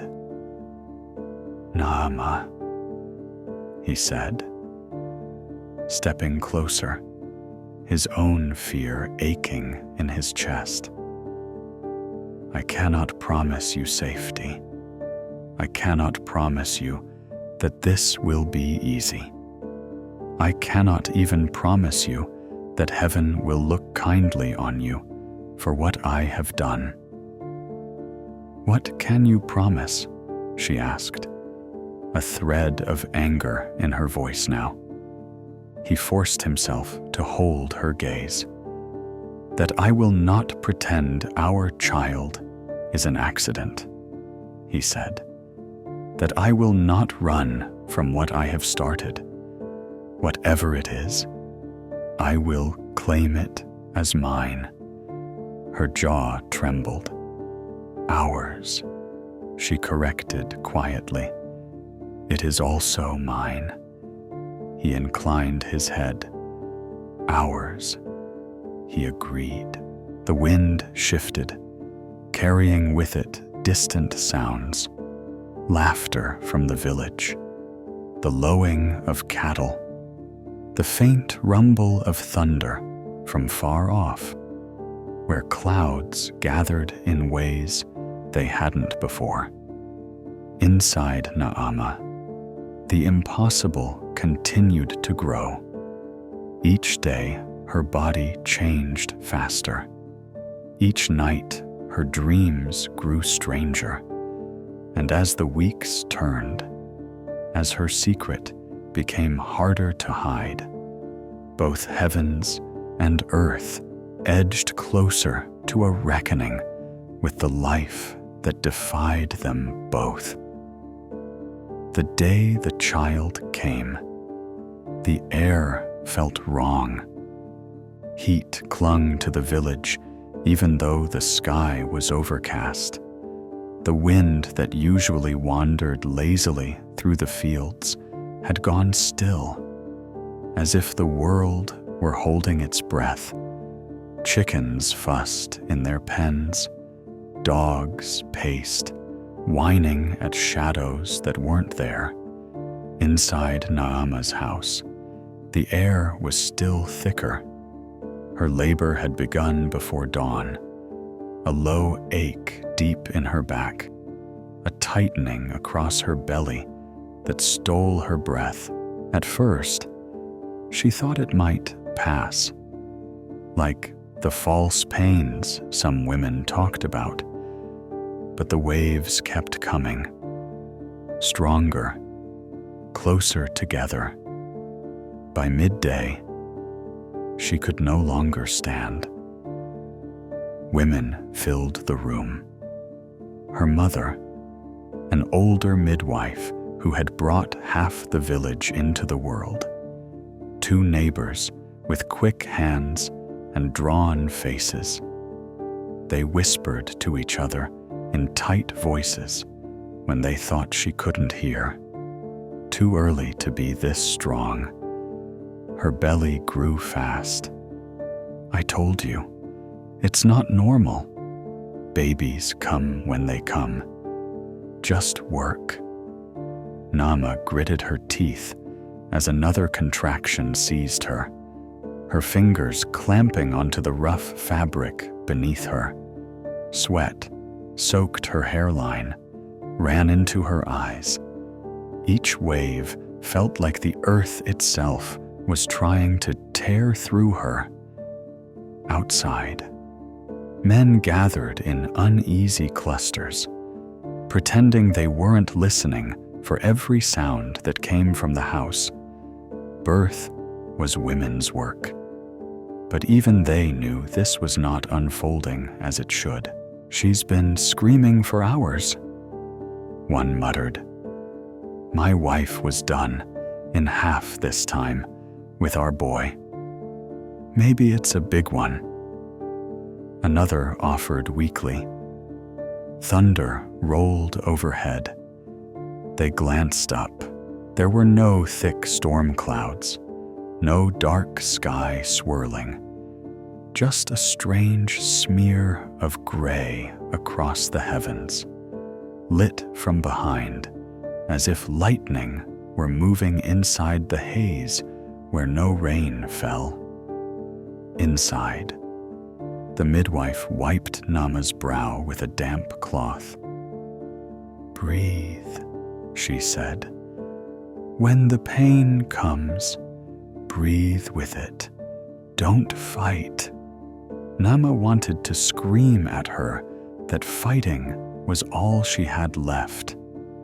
The pain felt less like a normal birth and more like being split open from the inside by something that did not quite belong in human flesh. Between contractions, she drifted. In the flashes of half-consciousness, her dreams returned, not as quiet night visions, but as living intrusions. She saw wings beating against a dark sky. She heard voices shouting in that unearthly tongue again. Closer now, angrier, waters rose in the corners of her vision, licking at the walls. Then another contraction hit, and all the visions shattered into the present. This room, this bed, these women, this crushing force.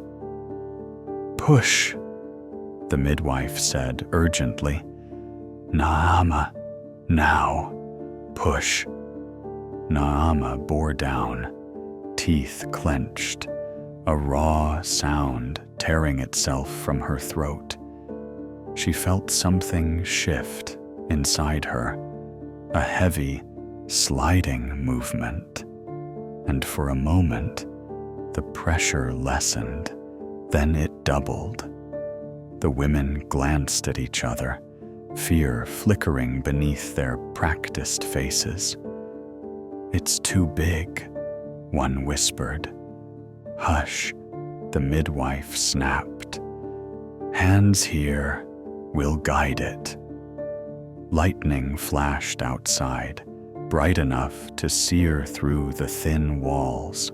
Thunder followed almost immediately, cracking overhead like a blow. The men outside jolted. "There's no storm," someone said. "The air's wrong. Do you feel it?" The oldest man in the village spat on the ground and muttered an old prayer on a low hill beyond the last house. Azarel stood perfectly still. He had not dared enter the village. Naama's family would never have allowed a strange man into the birth room. And even if they had, he knew his presence would only make things worse. The atmosphere around the house was taut as a bowstring. One wrong note, one wrong face in the doorway, and suspicion would ignite. So he stayed where he could not be seen. He did not need to be close to feel what was happening. The echo he had carried in his awareness for months now pulsed bright and sharp, like a second heart beating inside his mind. It surged with each contraction, as if the small life at its center knew it was being pushed from one world into another. Azarel pressed his hand to the trunk of a tree to steady himself. The force of it stunned him. He had watched births from above countless times, souls slipping into flesh, small patterns unfolding into larger ones. But this was different. This echo was not purely human. It carried his own pattern woven through it, unmistakable. It resonated with him in ways no other living thing ever had. When the child's essence flared, his own stirred in answer. He closed his eyes, jaw tight. This is my doing, he thought. Whatever steps out of that house will carry my mark. Thunder cracked again, closer, as if heaven itself had leaned down to listen. Inside, Naama's world narrowed to pain and command. Again, the midwife said, "Naama, one more. You must." "I can't," Naama gasped, every muscle trembling, her voice ragged. "It's too much. You must," her mother whispered fiercely, tears in her eyes. "My girl, you must bring it into the world. Then we will see." Something in her tone made it clear they would see not just the child, but what it meant. Another contraction slammed into her.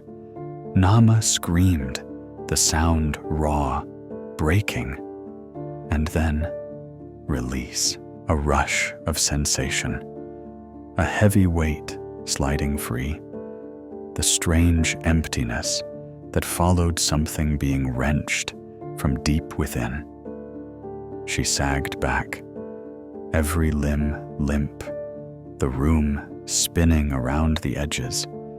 There was a moment of stunned silence, then a murmur, sharp and rising, from the women at the foot of the bed. "Oh, by all that's holy, that's not." Naama forced her head up, blinking through sweat and tears. The midwife held the child, arms straining visibly under its weight. It was slick and red, like any newborn, but larger, too large. The midwife was used to small, squirming bundles. This one filled her hands, and more.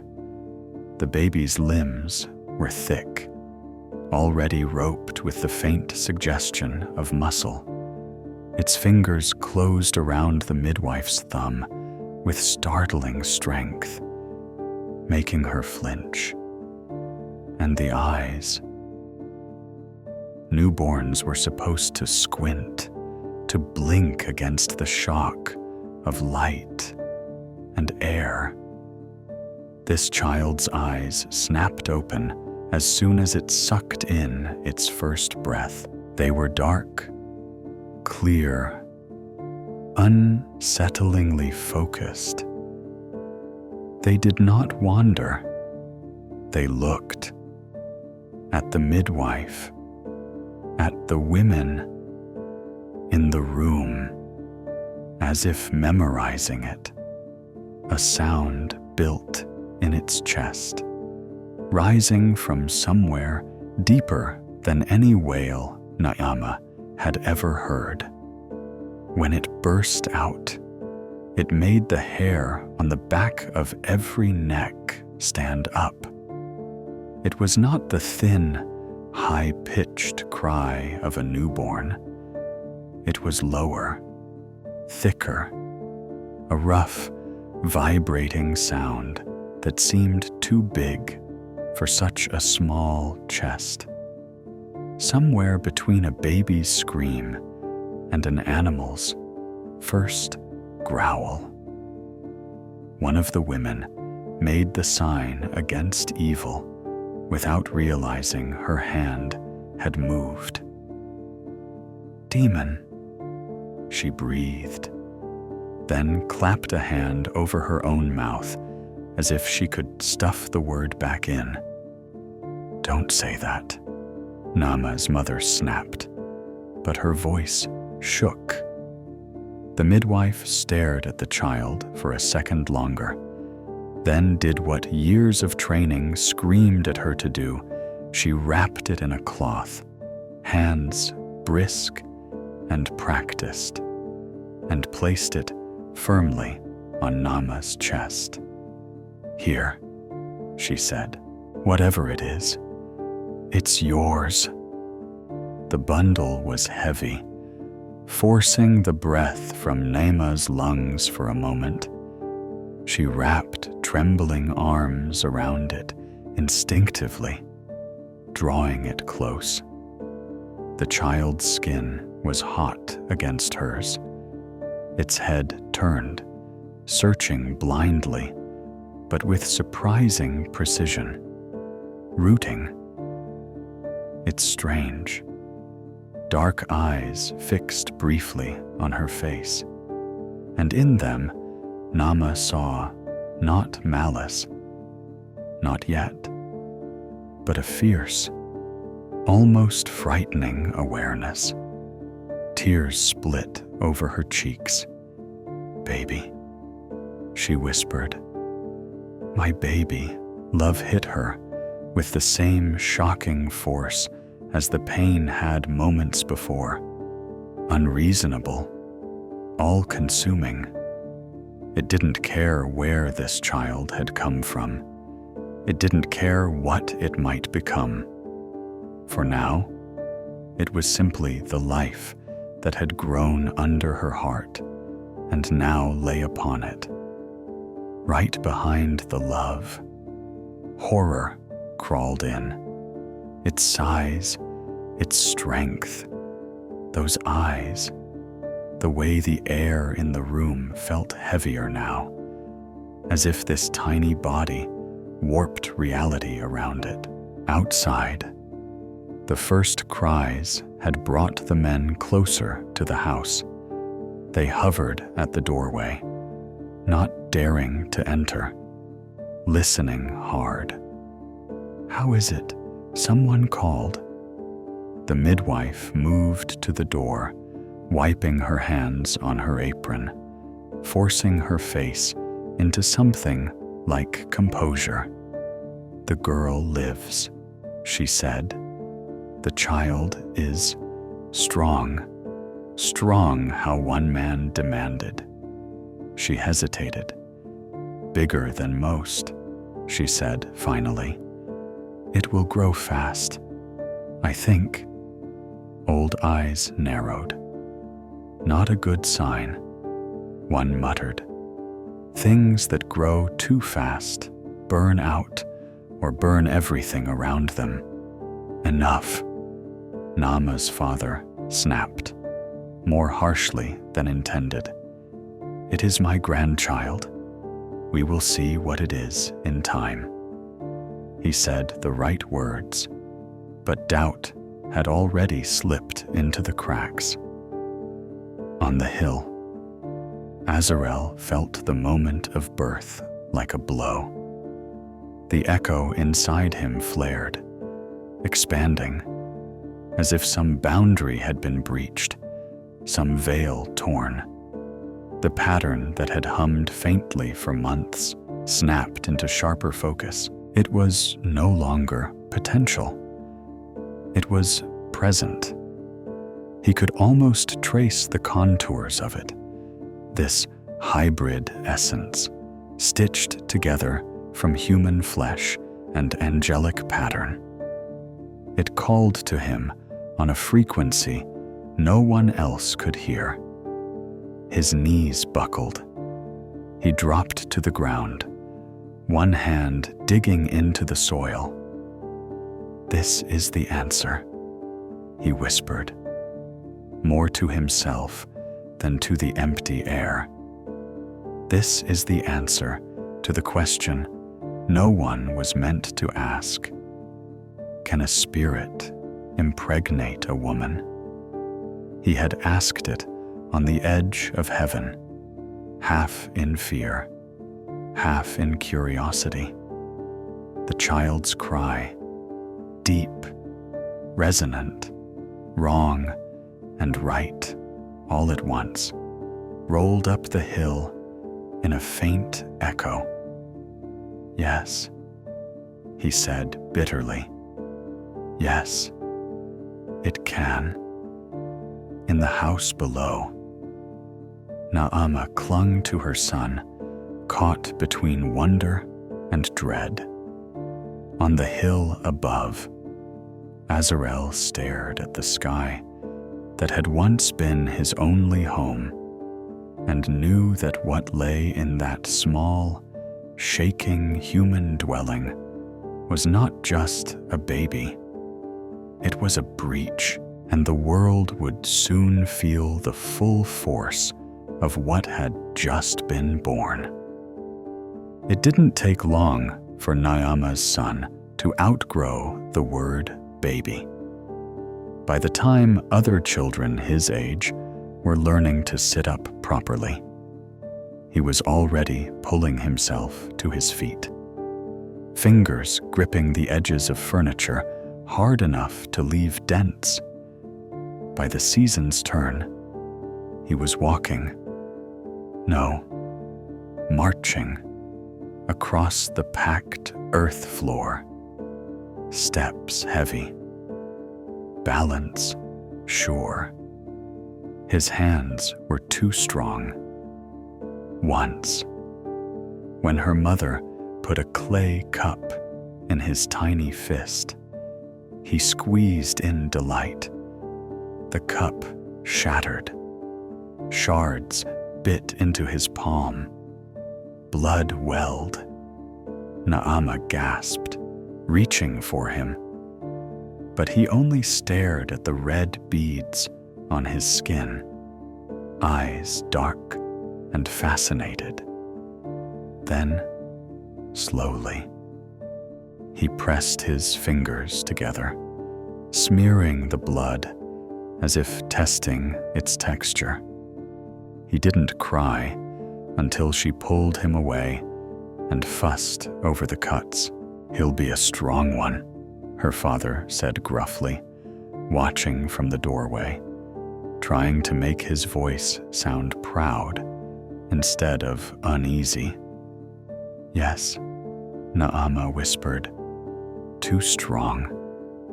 He grew faster than anyone had words for. Children born the same month as him waddled and babbled when he was already running.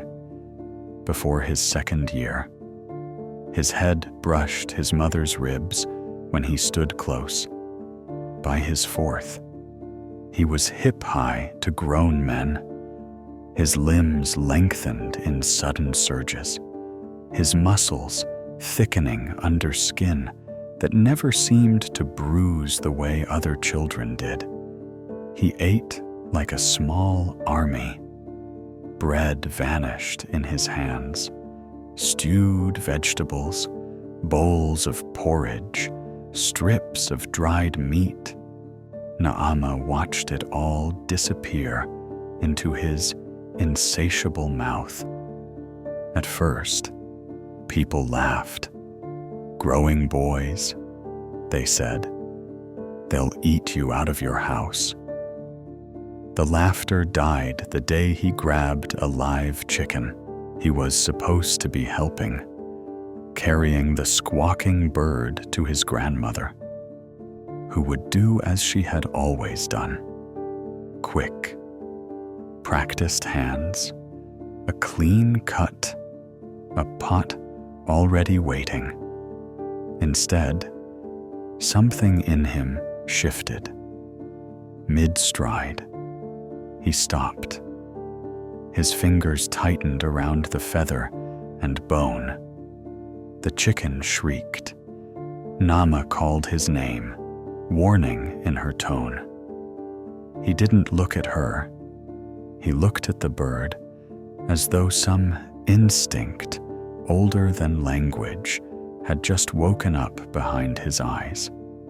In one brutal jerk, he twisted. The bird went silent. Feathers floated to the ground. Naamah frozen. Her son stared at the limp body in his hands, head cocked to one side, then sank his teeth into the still warm flesh, tearing a strip free. "Stop," Naamah cried, rushing forward, wrenching the carcass from his grip. "You don't eat it like that. It's not done." He blinked at her, lips slick with fat and blood, confusion and faint annoyance flickering across his face. "I was hungry," he said simply. He was always hungry. The village changed around him. At first, the elders tried to fit him into their stories. Perhaps he was blessed by some old god. Perhaps he was a sign. Perhaps he was sent to defend them, a living fortress. But signs were supposed to comfort. He did not. When he walked through the village lane, people stepped aside, at first with indulgent smiles, then with quiet urgency. Children stopped trying to wrestle with him. After the third or fourth time, one of them was lifted too roughly and came away sobbing, clutching a bruised arm.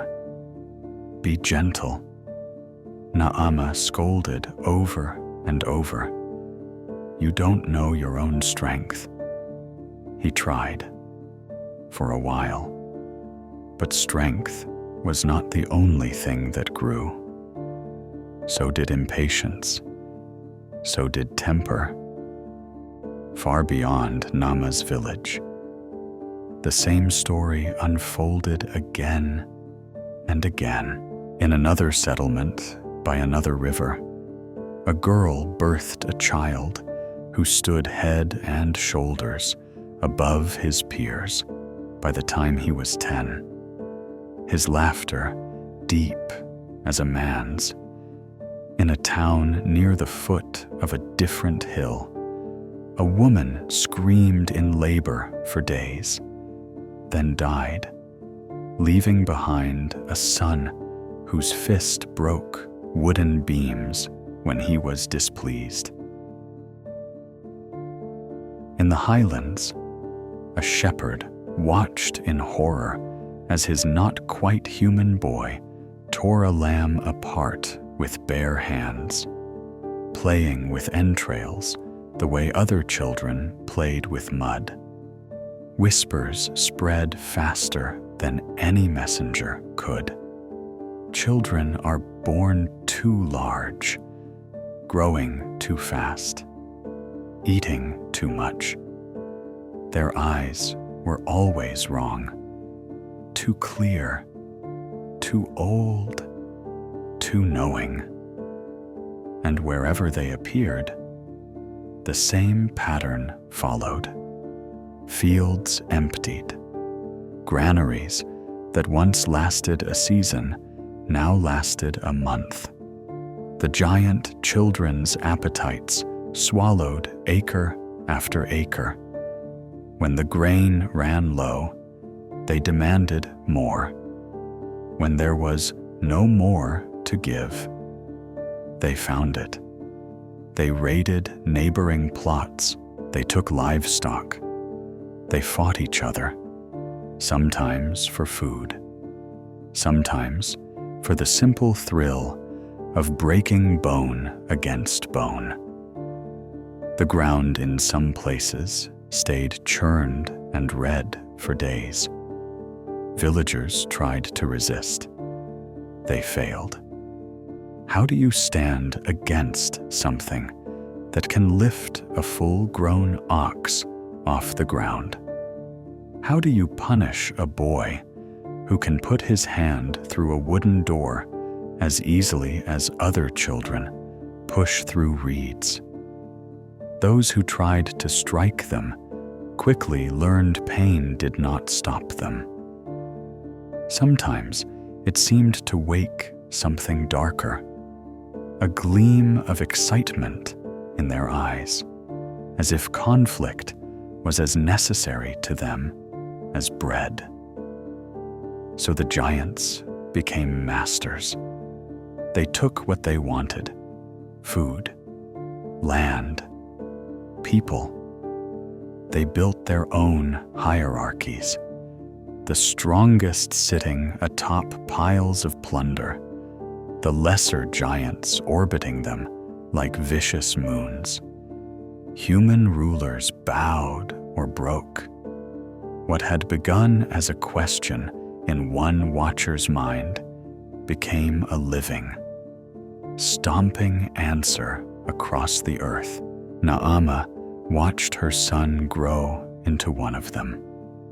She still remembered the weight of him in her arms, small and hot and frighteningly alert.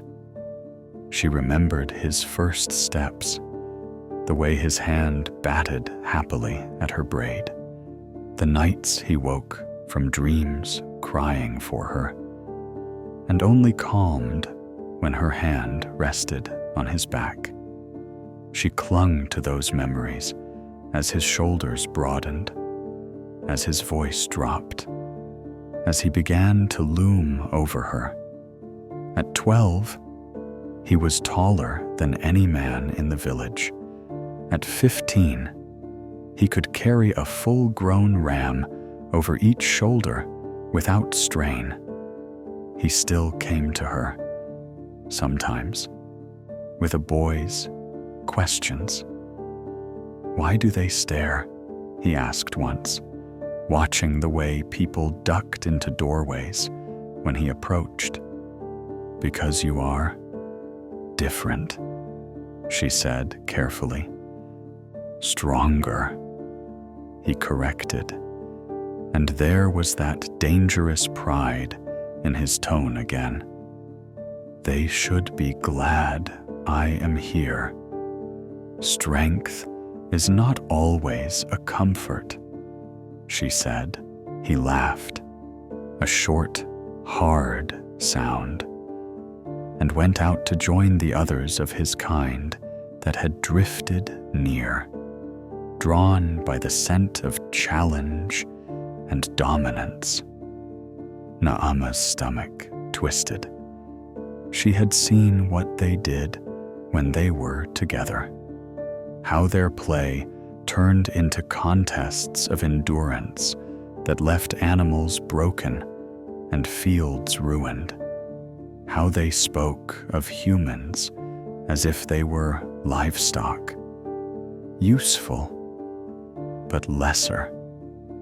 How, more and more often, she heard screams in the night and knew, without wanting to know, that someone had refused to give up their last store of grain. She loved her son. She hated what he was becoming. The first time she saw him tear into raw meat again, this time from a cow they had barely dragged down, she had to look away. When she looked back, his eyes were on her, Hunter's eyes. For a heartbeat, she wondered what he saw when he looked at her. Mother, or a meal. She went home that night, sat in the dark, and whispered into her hands, "Chinmin da mo kua chodiune, buk vau te joy." I'm the one who opened the door for this to enter the world. High above, far from the noise and blood, Azarel watched the patterns fall into place. At first, he tried to tell himself it was just Naamah's child, just his mistake, a localized tear in the fabric. But as the years unfolded, he saw the same rip worn wider across the earth. Here, a cluster of giants pushes out the borders of a city, bending its ruler to their whims. There, another gang of them claimed Fertile Valley, promising protection in exchange for tribute. punishing any who held back with cruelty that made even hardened soldiers blanch. Everywhere they went, violence multiplied. It wasn't just physical strength. Something in their very being seemed tuned toward domination, toward excess, toward the endless devouring of whatever was around them. Food, land, and fear. This was not experiencing life as Azrael had once told himself he wanted. This was rewriting it. He watched a group of Nephilim. There was no other word for them now. Fallen ones whose very existence pulled others down, storming a village that had dared to hide a harvest. The giants laughed as they overturned carts, ripped open storage pits, and tossed aside protesting men like dolls. A child cried in a doorway. One of the giants looked over, gazing flat. Azrael tore his eyes away before he saw what happened next. His hands shook. This was on him. Not all of it. The oath on Herman had been shared by many, but his part in it felt no smaller for that. He had wanted to know what it felt like to breathe, to hunger, to be held. He had wanted to step into the warmth he'd watched from the cold edge of heaven. Instead, he had helped unleash a wave of beings who saw warmth as something to consume. He thought of Naamah, of the way her shoulders had begun to stoop, not from age, but from the weight of watching her son stride through a world that shrank away from him. He could feel her pain, faint but real, connected to him by that old, forbidden bond.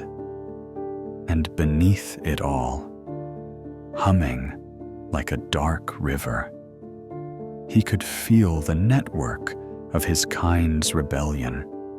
Hundreds of echoes, each one a hybrid, each one a living declaration that the design set at the dawn of time had been tampered with.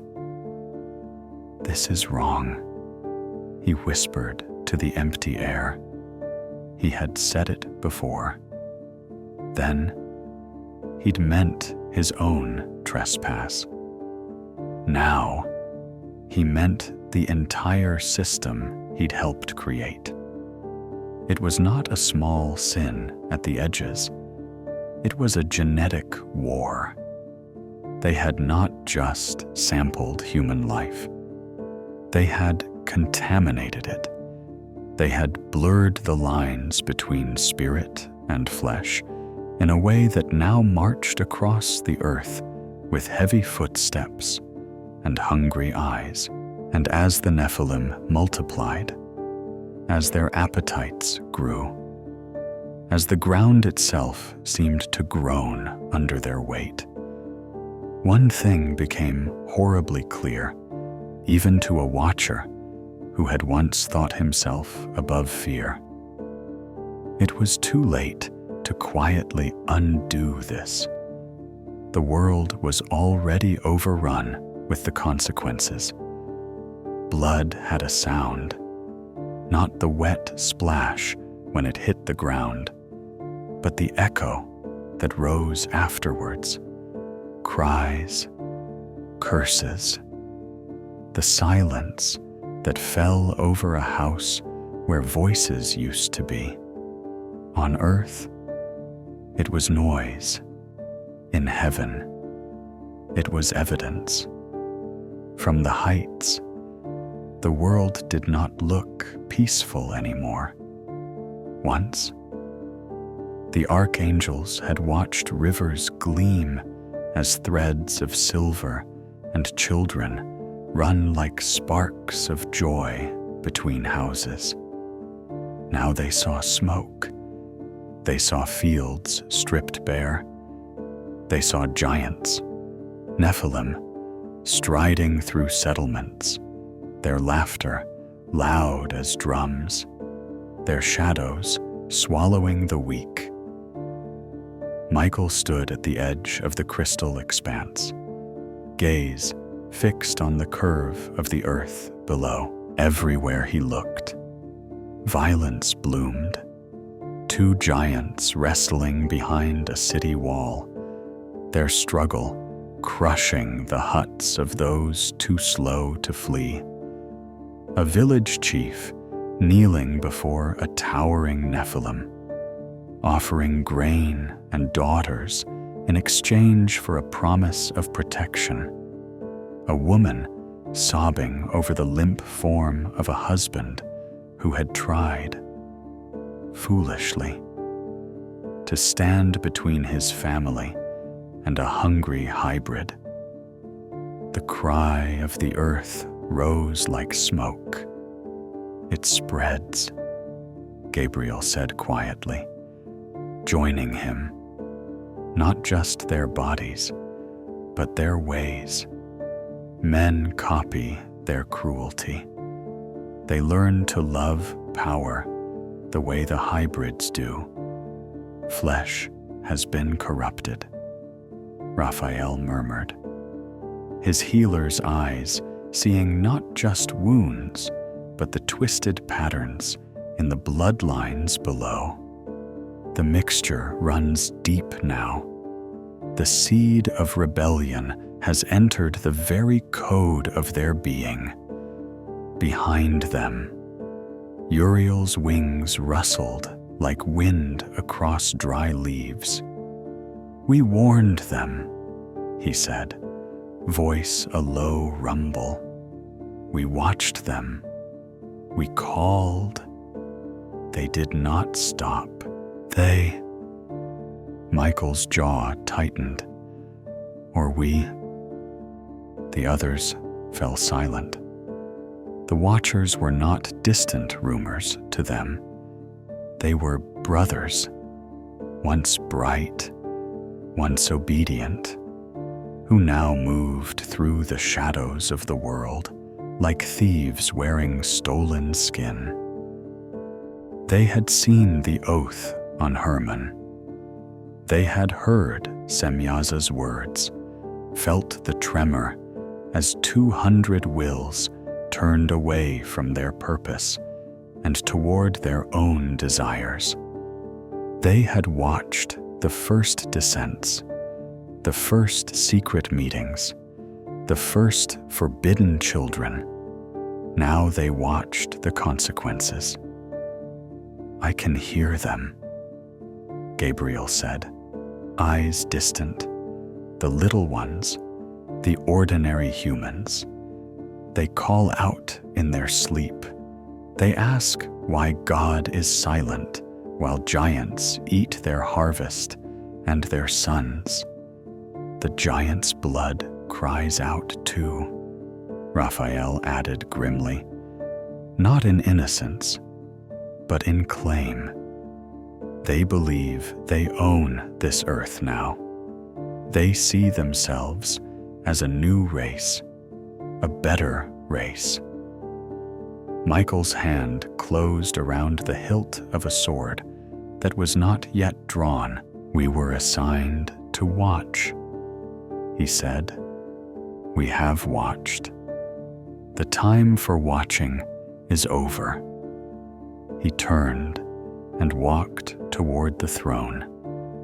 The court of heaven was not like the courts of earth, where kings surrounded themselves with flattery and gold. It was light and fire and an order so precise that even the stars moved to its rhythm. Thunder rolled around the throne, not chaotic, but patterned, like a voice clearing its throat. Flashes of lightning rippled across a sea like glass, reflecting images from below giants tearing meat with bloody hands, women hiding children, men sharpening blades they knew would splinter against Nephilim bones. Michael, Gabriel, Raphael, and Uriel took their places. They did not speak immediately. When they did, it was not to inform, but to agree with what the throne already knew. The earth cries out, Michael said, and his words carried with them the images of broken bodies and burnt fields. The hybrids devour everything, Gabriel added, sending up the echoes of screams and demands, of giant voices calling for more. The Watchers have corrupted all flesh, Raphael said, and their shared sight showed bloodlines twisted by forbidden mixing, designs bent away from what they had been crafted to be. Uriel's voice was last, fierce, and steady. If this continues, there will be no clean line left, he said. No unmixed vessel for your promises. The seed you spoke of at the beginning will have nowhere pure to land.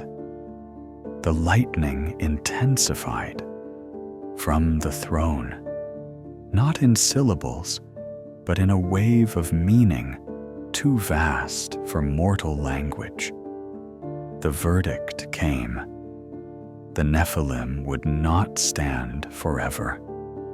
They had been born from a question that should never have been asked, from a union that should never have been allowed. They were not accidents. They were violations. They would be removed. All flesh that has given itself to this corruption will be swept away. The decree thundered, not as a whim, but as surgery. The wound cannot heal while the poison remains. The decision regarding the Watchers followed. They had not been deceived. They had not been weak humans stumbling in darkness. They had seen the light of the throne and turned their backs on it. They had taken capacities given for service, embodiment, power, knowledge, and twisted them into tools for selfish desire. They will be bound. The voice of the throne declared, chained in darkness, held under the earth. They sought to dominate through their offspring. They will not walk freely again until the final judgment. The sound of it reverberated through the ranks of heaven.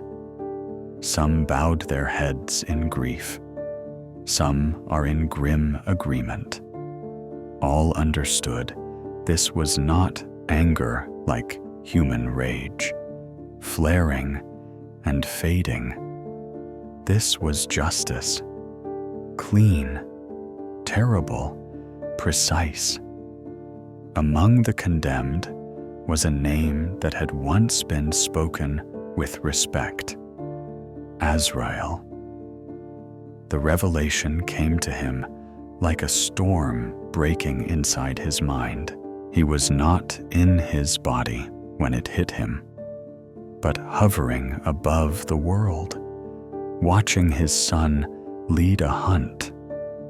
The hybrid moved through the trees like a living siege tower, laughter echoing as men scrambled out of its way. Then, without warning, the sky inside Azrael split. Images slammed into him. Rain. At first, just a curtain, then a wall, then a solid, brutal weight falling from the sky. He saw roofs collapsing under it, rivers swelling, banks vanishing. He saw the ground crack open as fountains of water burst from beneath, joining the deluge from above. He saw giants roaring in confusion as the earth they had claimed turned to mud under their feet, as the walls they had built crumbled like sand. He saw whole valleys become bowls of churning gray, dotted with bobbing bodies that had once swaggered. He saw Naama's village disappear under a surge of brown water, houses torn up and carried away like leaves. He saw his son, taller now, broader, face set in the confident sneer of one who believes nothing can topple him, battered by waves that didn't care how strong he was. The hybrid's arms flailed, muscles straining as he tried to fight something that could not be punched, could not be threatened.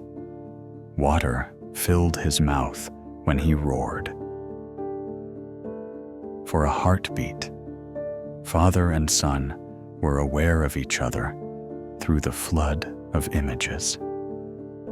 The echo Azrael had carried since the child's conception flared, panicked. Then, silence. The vision showed him more, arcs and altars, and a remnant preserved. But those details blurred at the edges. One thing remained crystal clear. The line he had crossed would be erased by water. He reeled, essence flickering. No. A part of him protested. Judge me, chain me. But the child? The answer came not as words, but as a qud. Unflinching reality settled into his being. The Nephilim were not bystanders. They were the living proof of the crime. Their very existence was an ongoing act. Judgment could not separate the consequence from the cause. War had been declared, not of steel against steel, but of heaven against a genetic rebellion. And the first weapon would be water. The first day. The rain was strange, but not yet terrifying. It fell in thick, heavy drops that hit the roofs like thrown pebbles. Children squealed and ran outside, stomping in the sudden puddles. Women shouted for them to come back in before they caught a cold. Men squinted up at the sky, muttering about planting and ruined paths. Naama stood in her doorway, shawl over her head, watching the water bead and run down her son's broad shoulders as he strode through the village. He didn't bother to cover himself. Rain slid off him, as if the sky itself were trying and failing to weigh him down. "It's different," she murmured. Her father, standing beside her, grunted. "Rain is rain," he said. "It falls, it stops." But it didn't. It thickened by the second day. The sky was a solid lid of gray. The rain no longer came in drops, but in sheets, ropes of water whipping sideways in the wind. The paths turned to mud, then to slurry. The river broke its banks and clawed greedily at the fields, dragging strips of soil away like meat from bone. People stopped laughing. They started shouting, "Get the animals to higher ground. Raise the stores." Where is it all coming from? Underneath the panic, a deeper fear pulsed. This was not a storm. This was something else. Water pushed under Naama's door, thin at first, then thick enough to soak the hems of her dress. She grabbed what she could: bundles of clothes, a small box of carved keepsakes, dried food wrapped tightly in cloth, and shoved them into a sack. Higher. Her father yelled over the noise. To the hill. The houses won't hold. Her son ducked through the doorway, filling it with his bulk. "Come," he barked, not waiting for agreement. "The low ones will drown." He scooped up a bundle in one hand and offered his other to Naama. For a moment, he looked almost like the boy he had been. Protective, decisive, anchored. She grabbed his arm. Water slapped against their legs as they pushed out into the lane. The village was already half submerged, the familiar shapes of houses warped by flood. People staggered past, clutching children, bundles, whatever they could carry. Higher, someone screamed. To the rocks. The hill beyond the village, once just a gentle rise where goats grazed, now loomed like their only hope. Naama stumbled.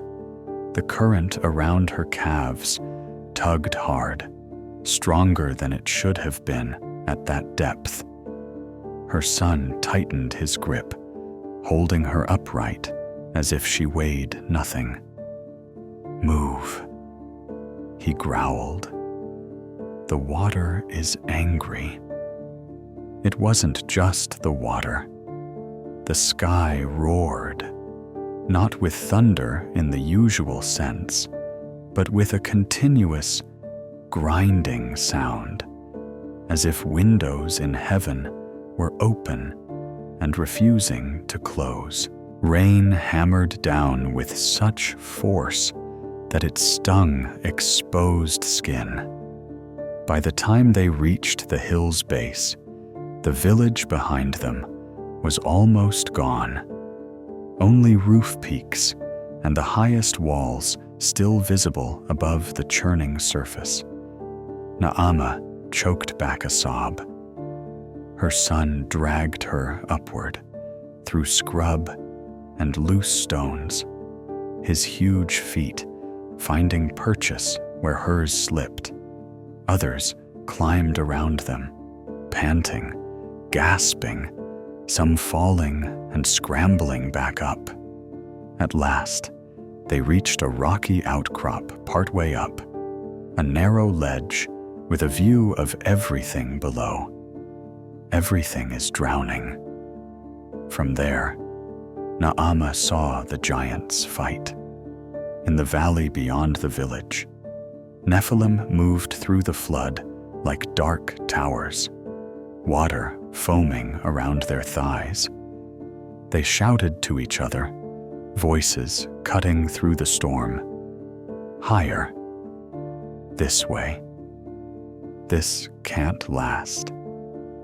They clambered onto boulders, pulled themselves into trees, onto the remains of walls and hilltops, their strength, which had always set them above men, now gave them small advantages, longer strides, higher reaches. But the water didn't care. It rose, steadily, relentlessly. Naamah watched one giant leap from a collapsing structure to a tree trunk, claws digging into the bark. For a moment, they hung there, dripping and furious. Then the earth under the tree gave way. Roots tore free. The whole thing tilted and slid into the brown surge. The giant vanished with it, swallowed in a boil of foam. Another tried to wade against the current, muscles bulging, legs churning.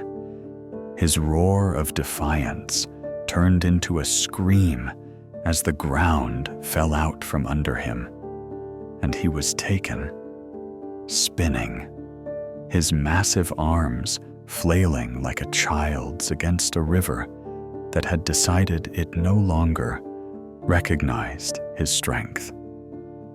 "This isn't a storm," someone on the ledge whispered.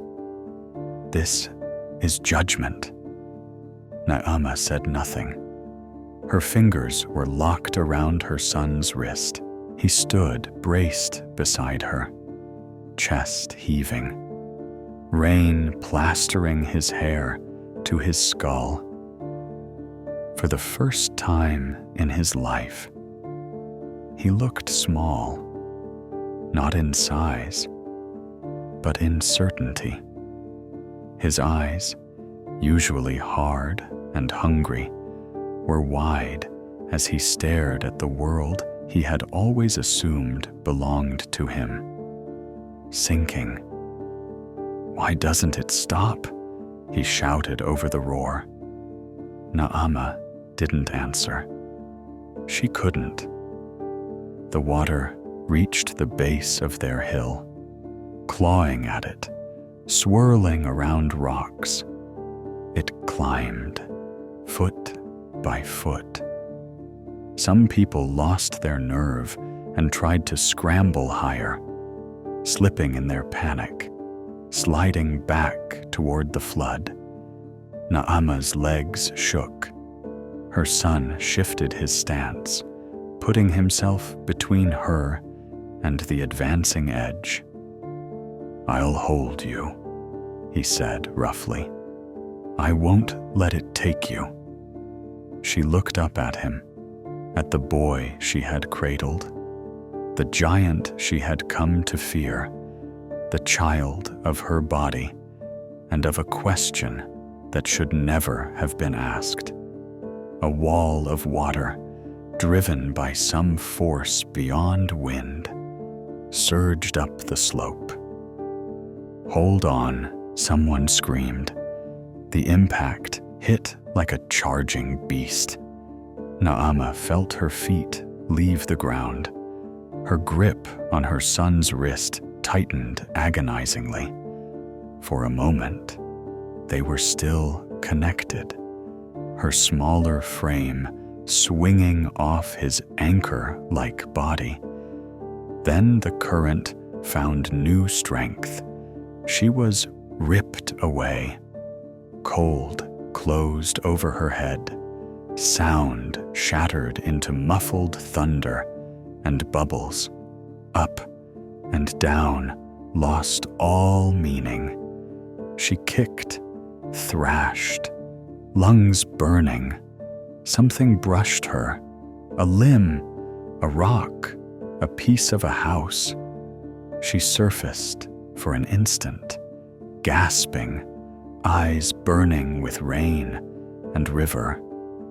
There, for a heartbeat that seemed to stretch, she saw him, her son, not as a towering conqueror, not as a devourer, but as a half-drowned figure, arms flailing, mouth open in a hoarse cry that never quite formed a word.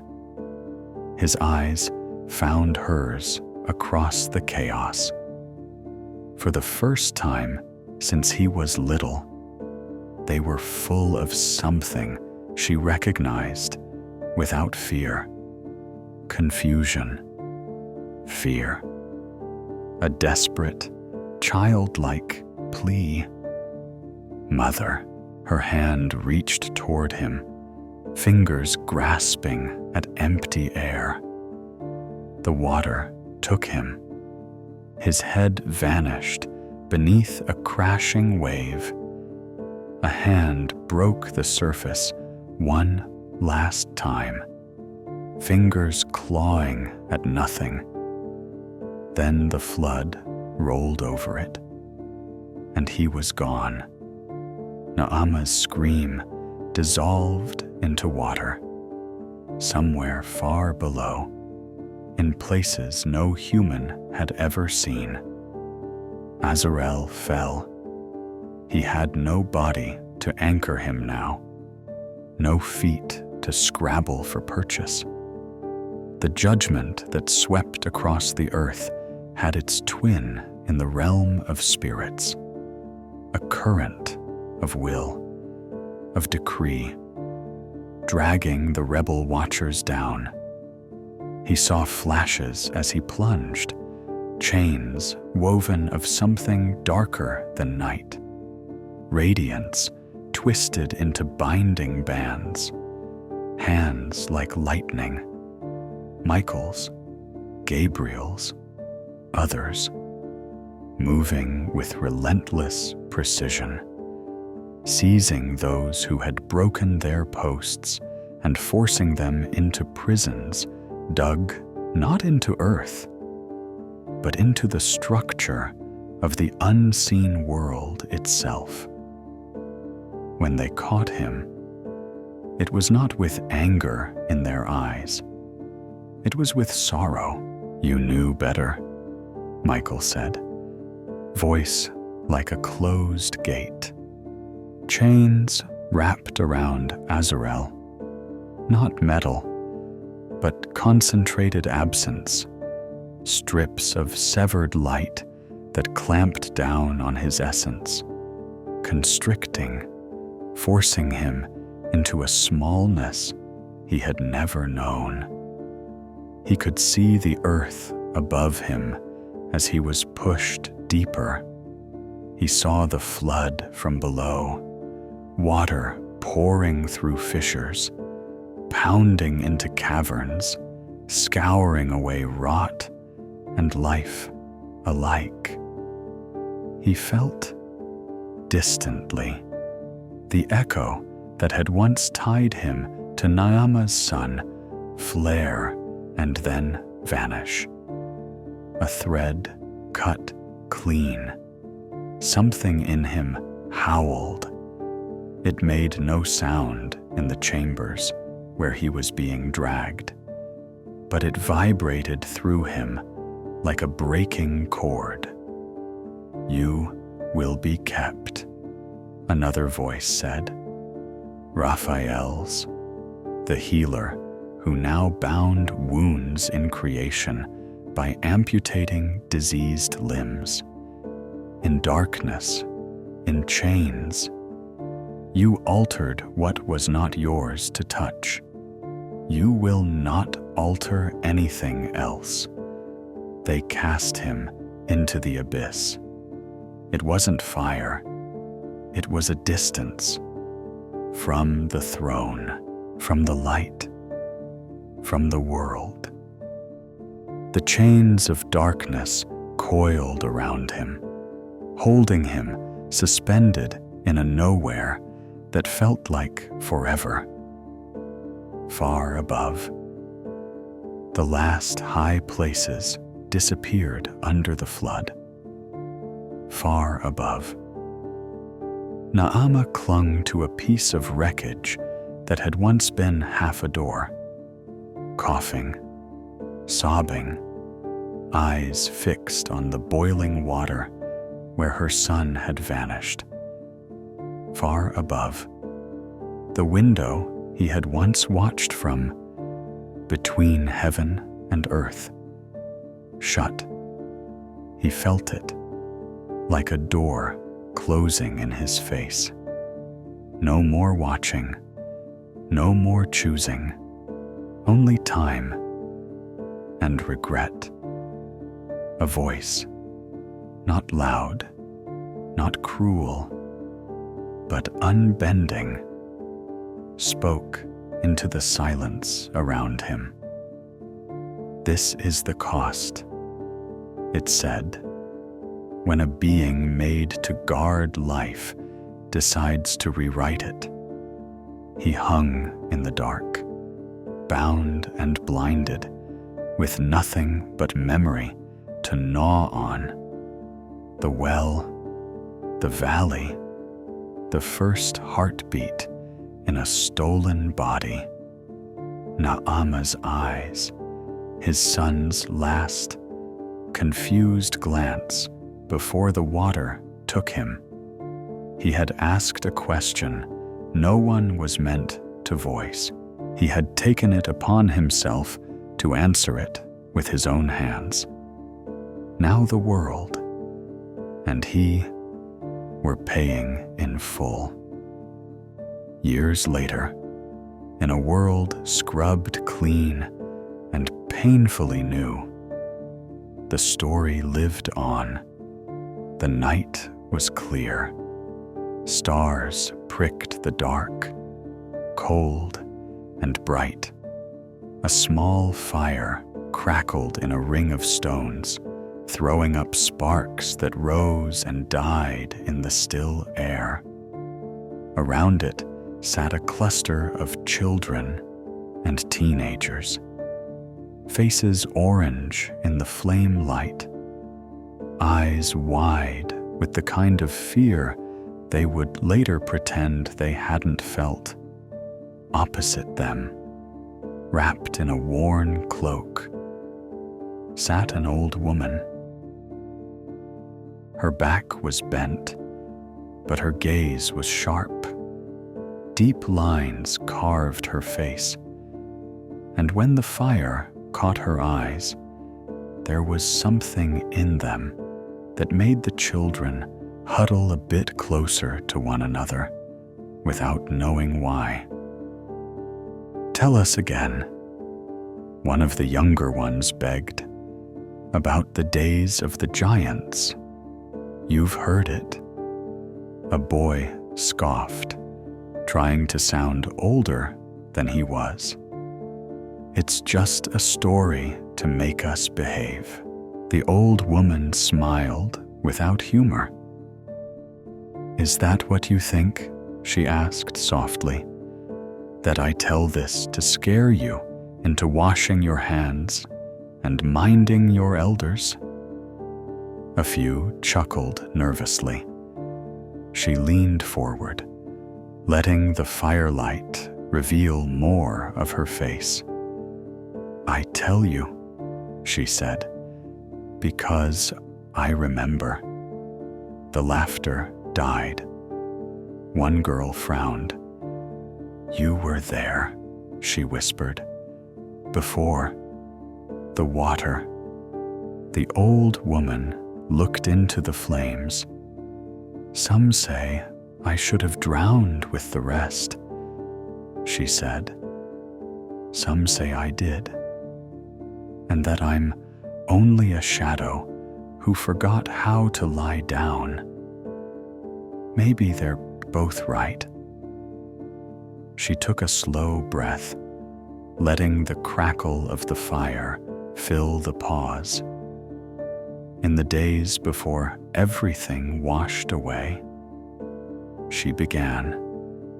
The earth was full, not just people like us, of others, taller, stronger, faster.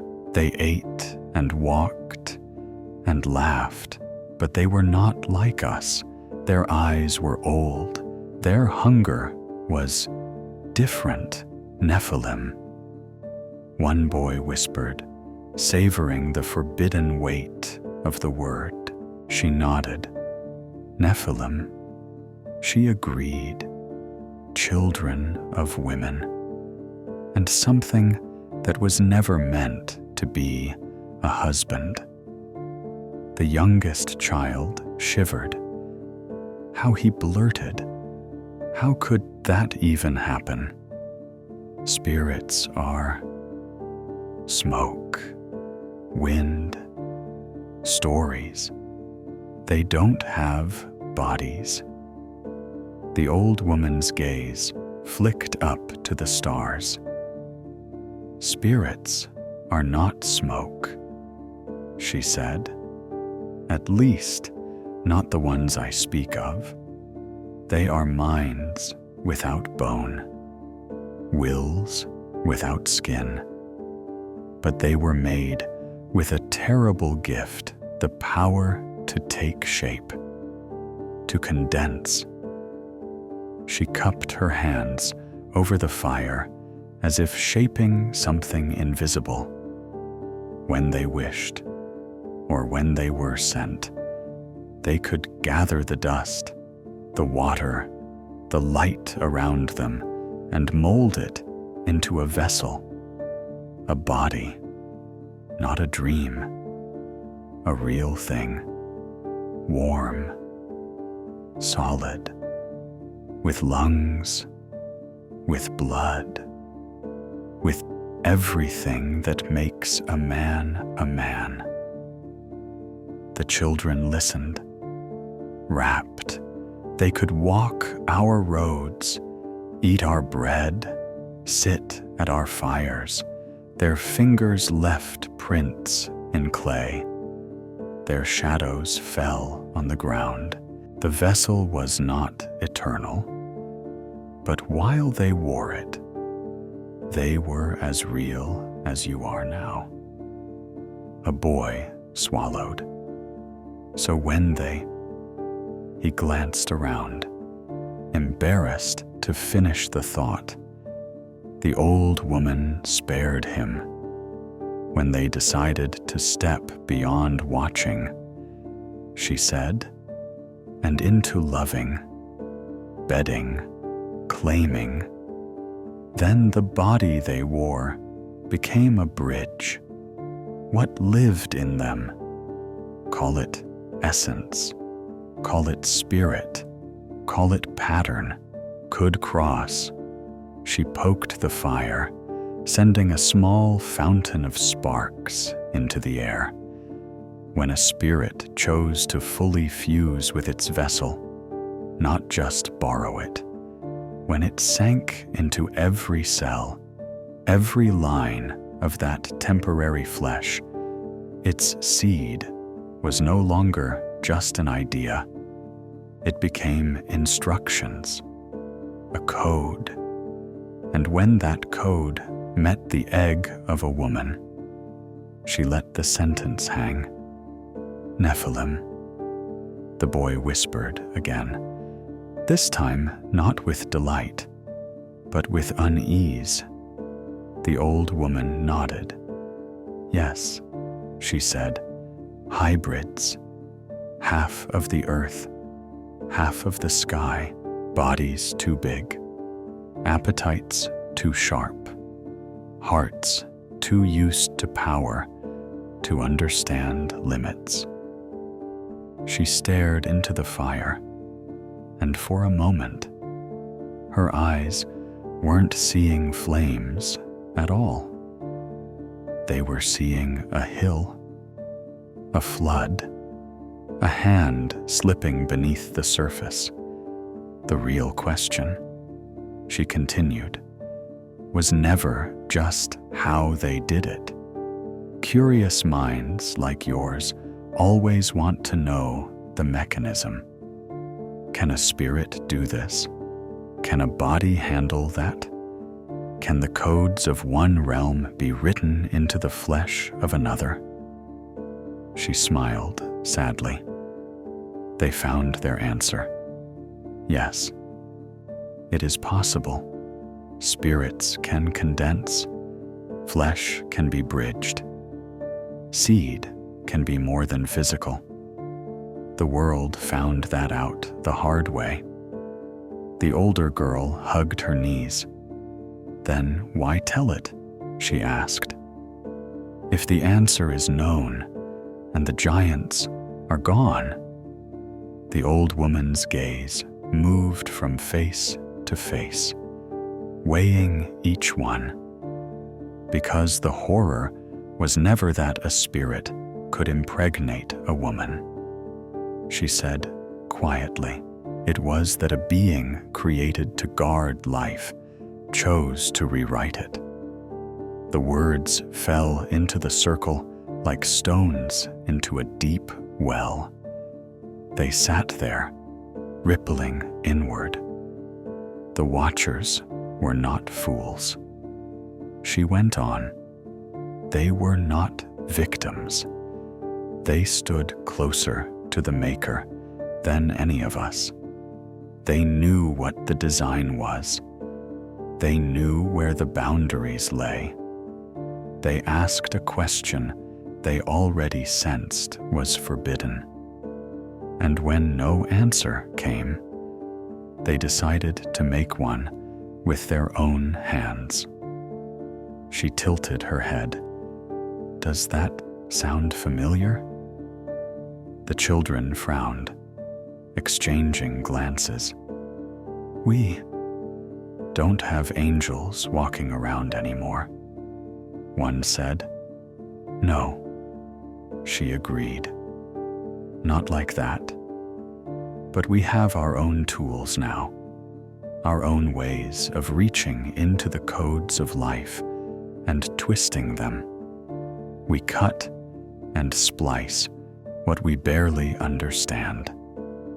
We say, what if we could change this? What if we erase that? We build minds out of metal and numbers and ask them to tell us who we are. We stretch the word human until it thins. She leaned closer to the fire, the light catching every line of her face.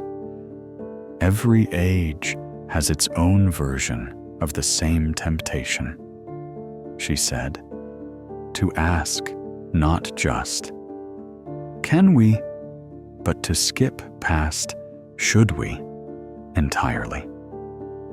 To look at the boundaries and say, what if I step over? What if I make something the world has never seen? She sat back, letting the fire settle. The watchers answered their question with bodies and beds. She finished. Today, we answer ours with laboratories and code. Different tools, same hunger. Silence wrapped the circle. Somewhere, an owl called. The youngest child cleared his throat, voice small. Do you think?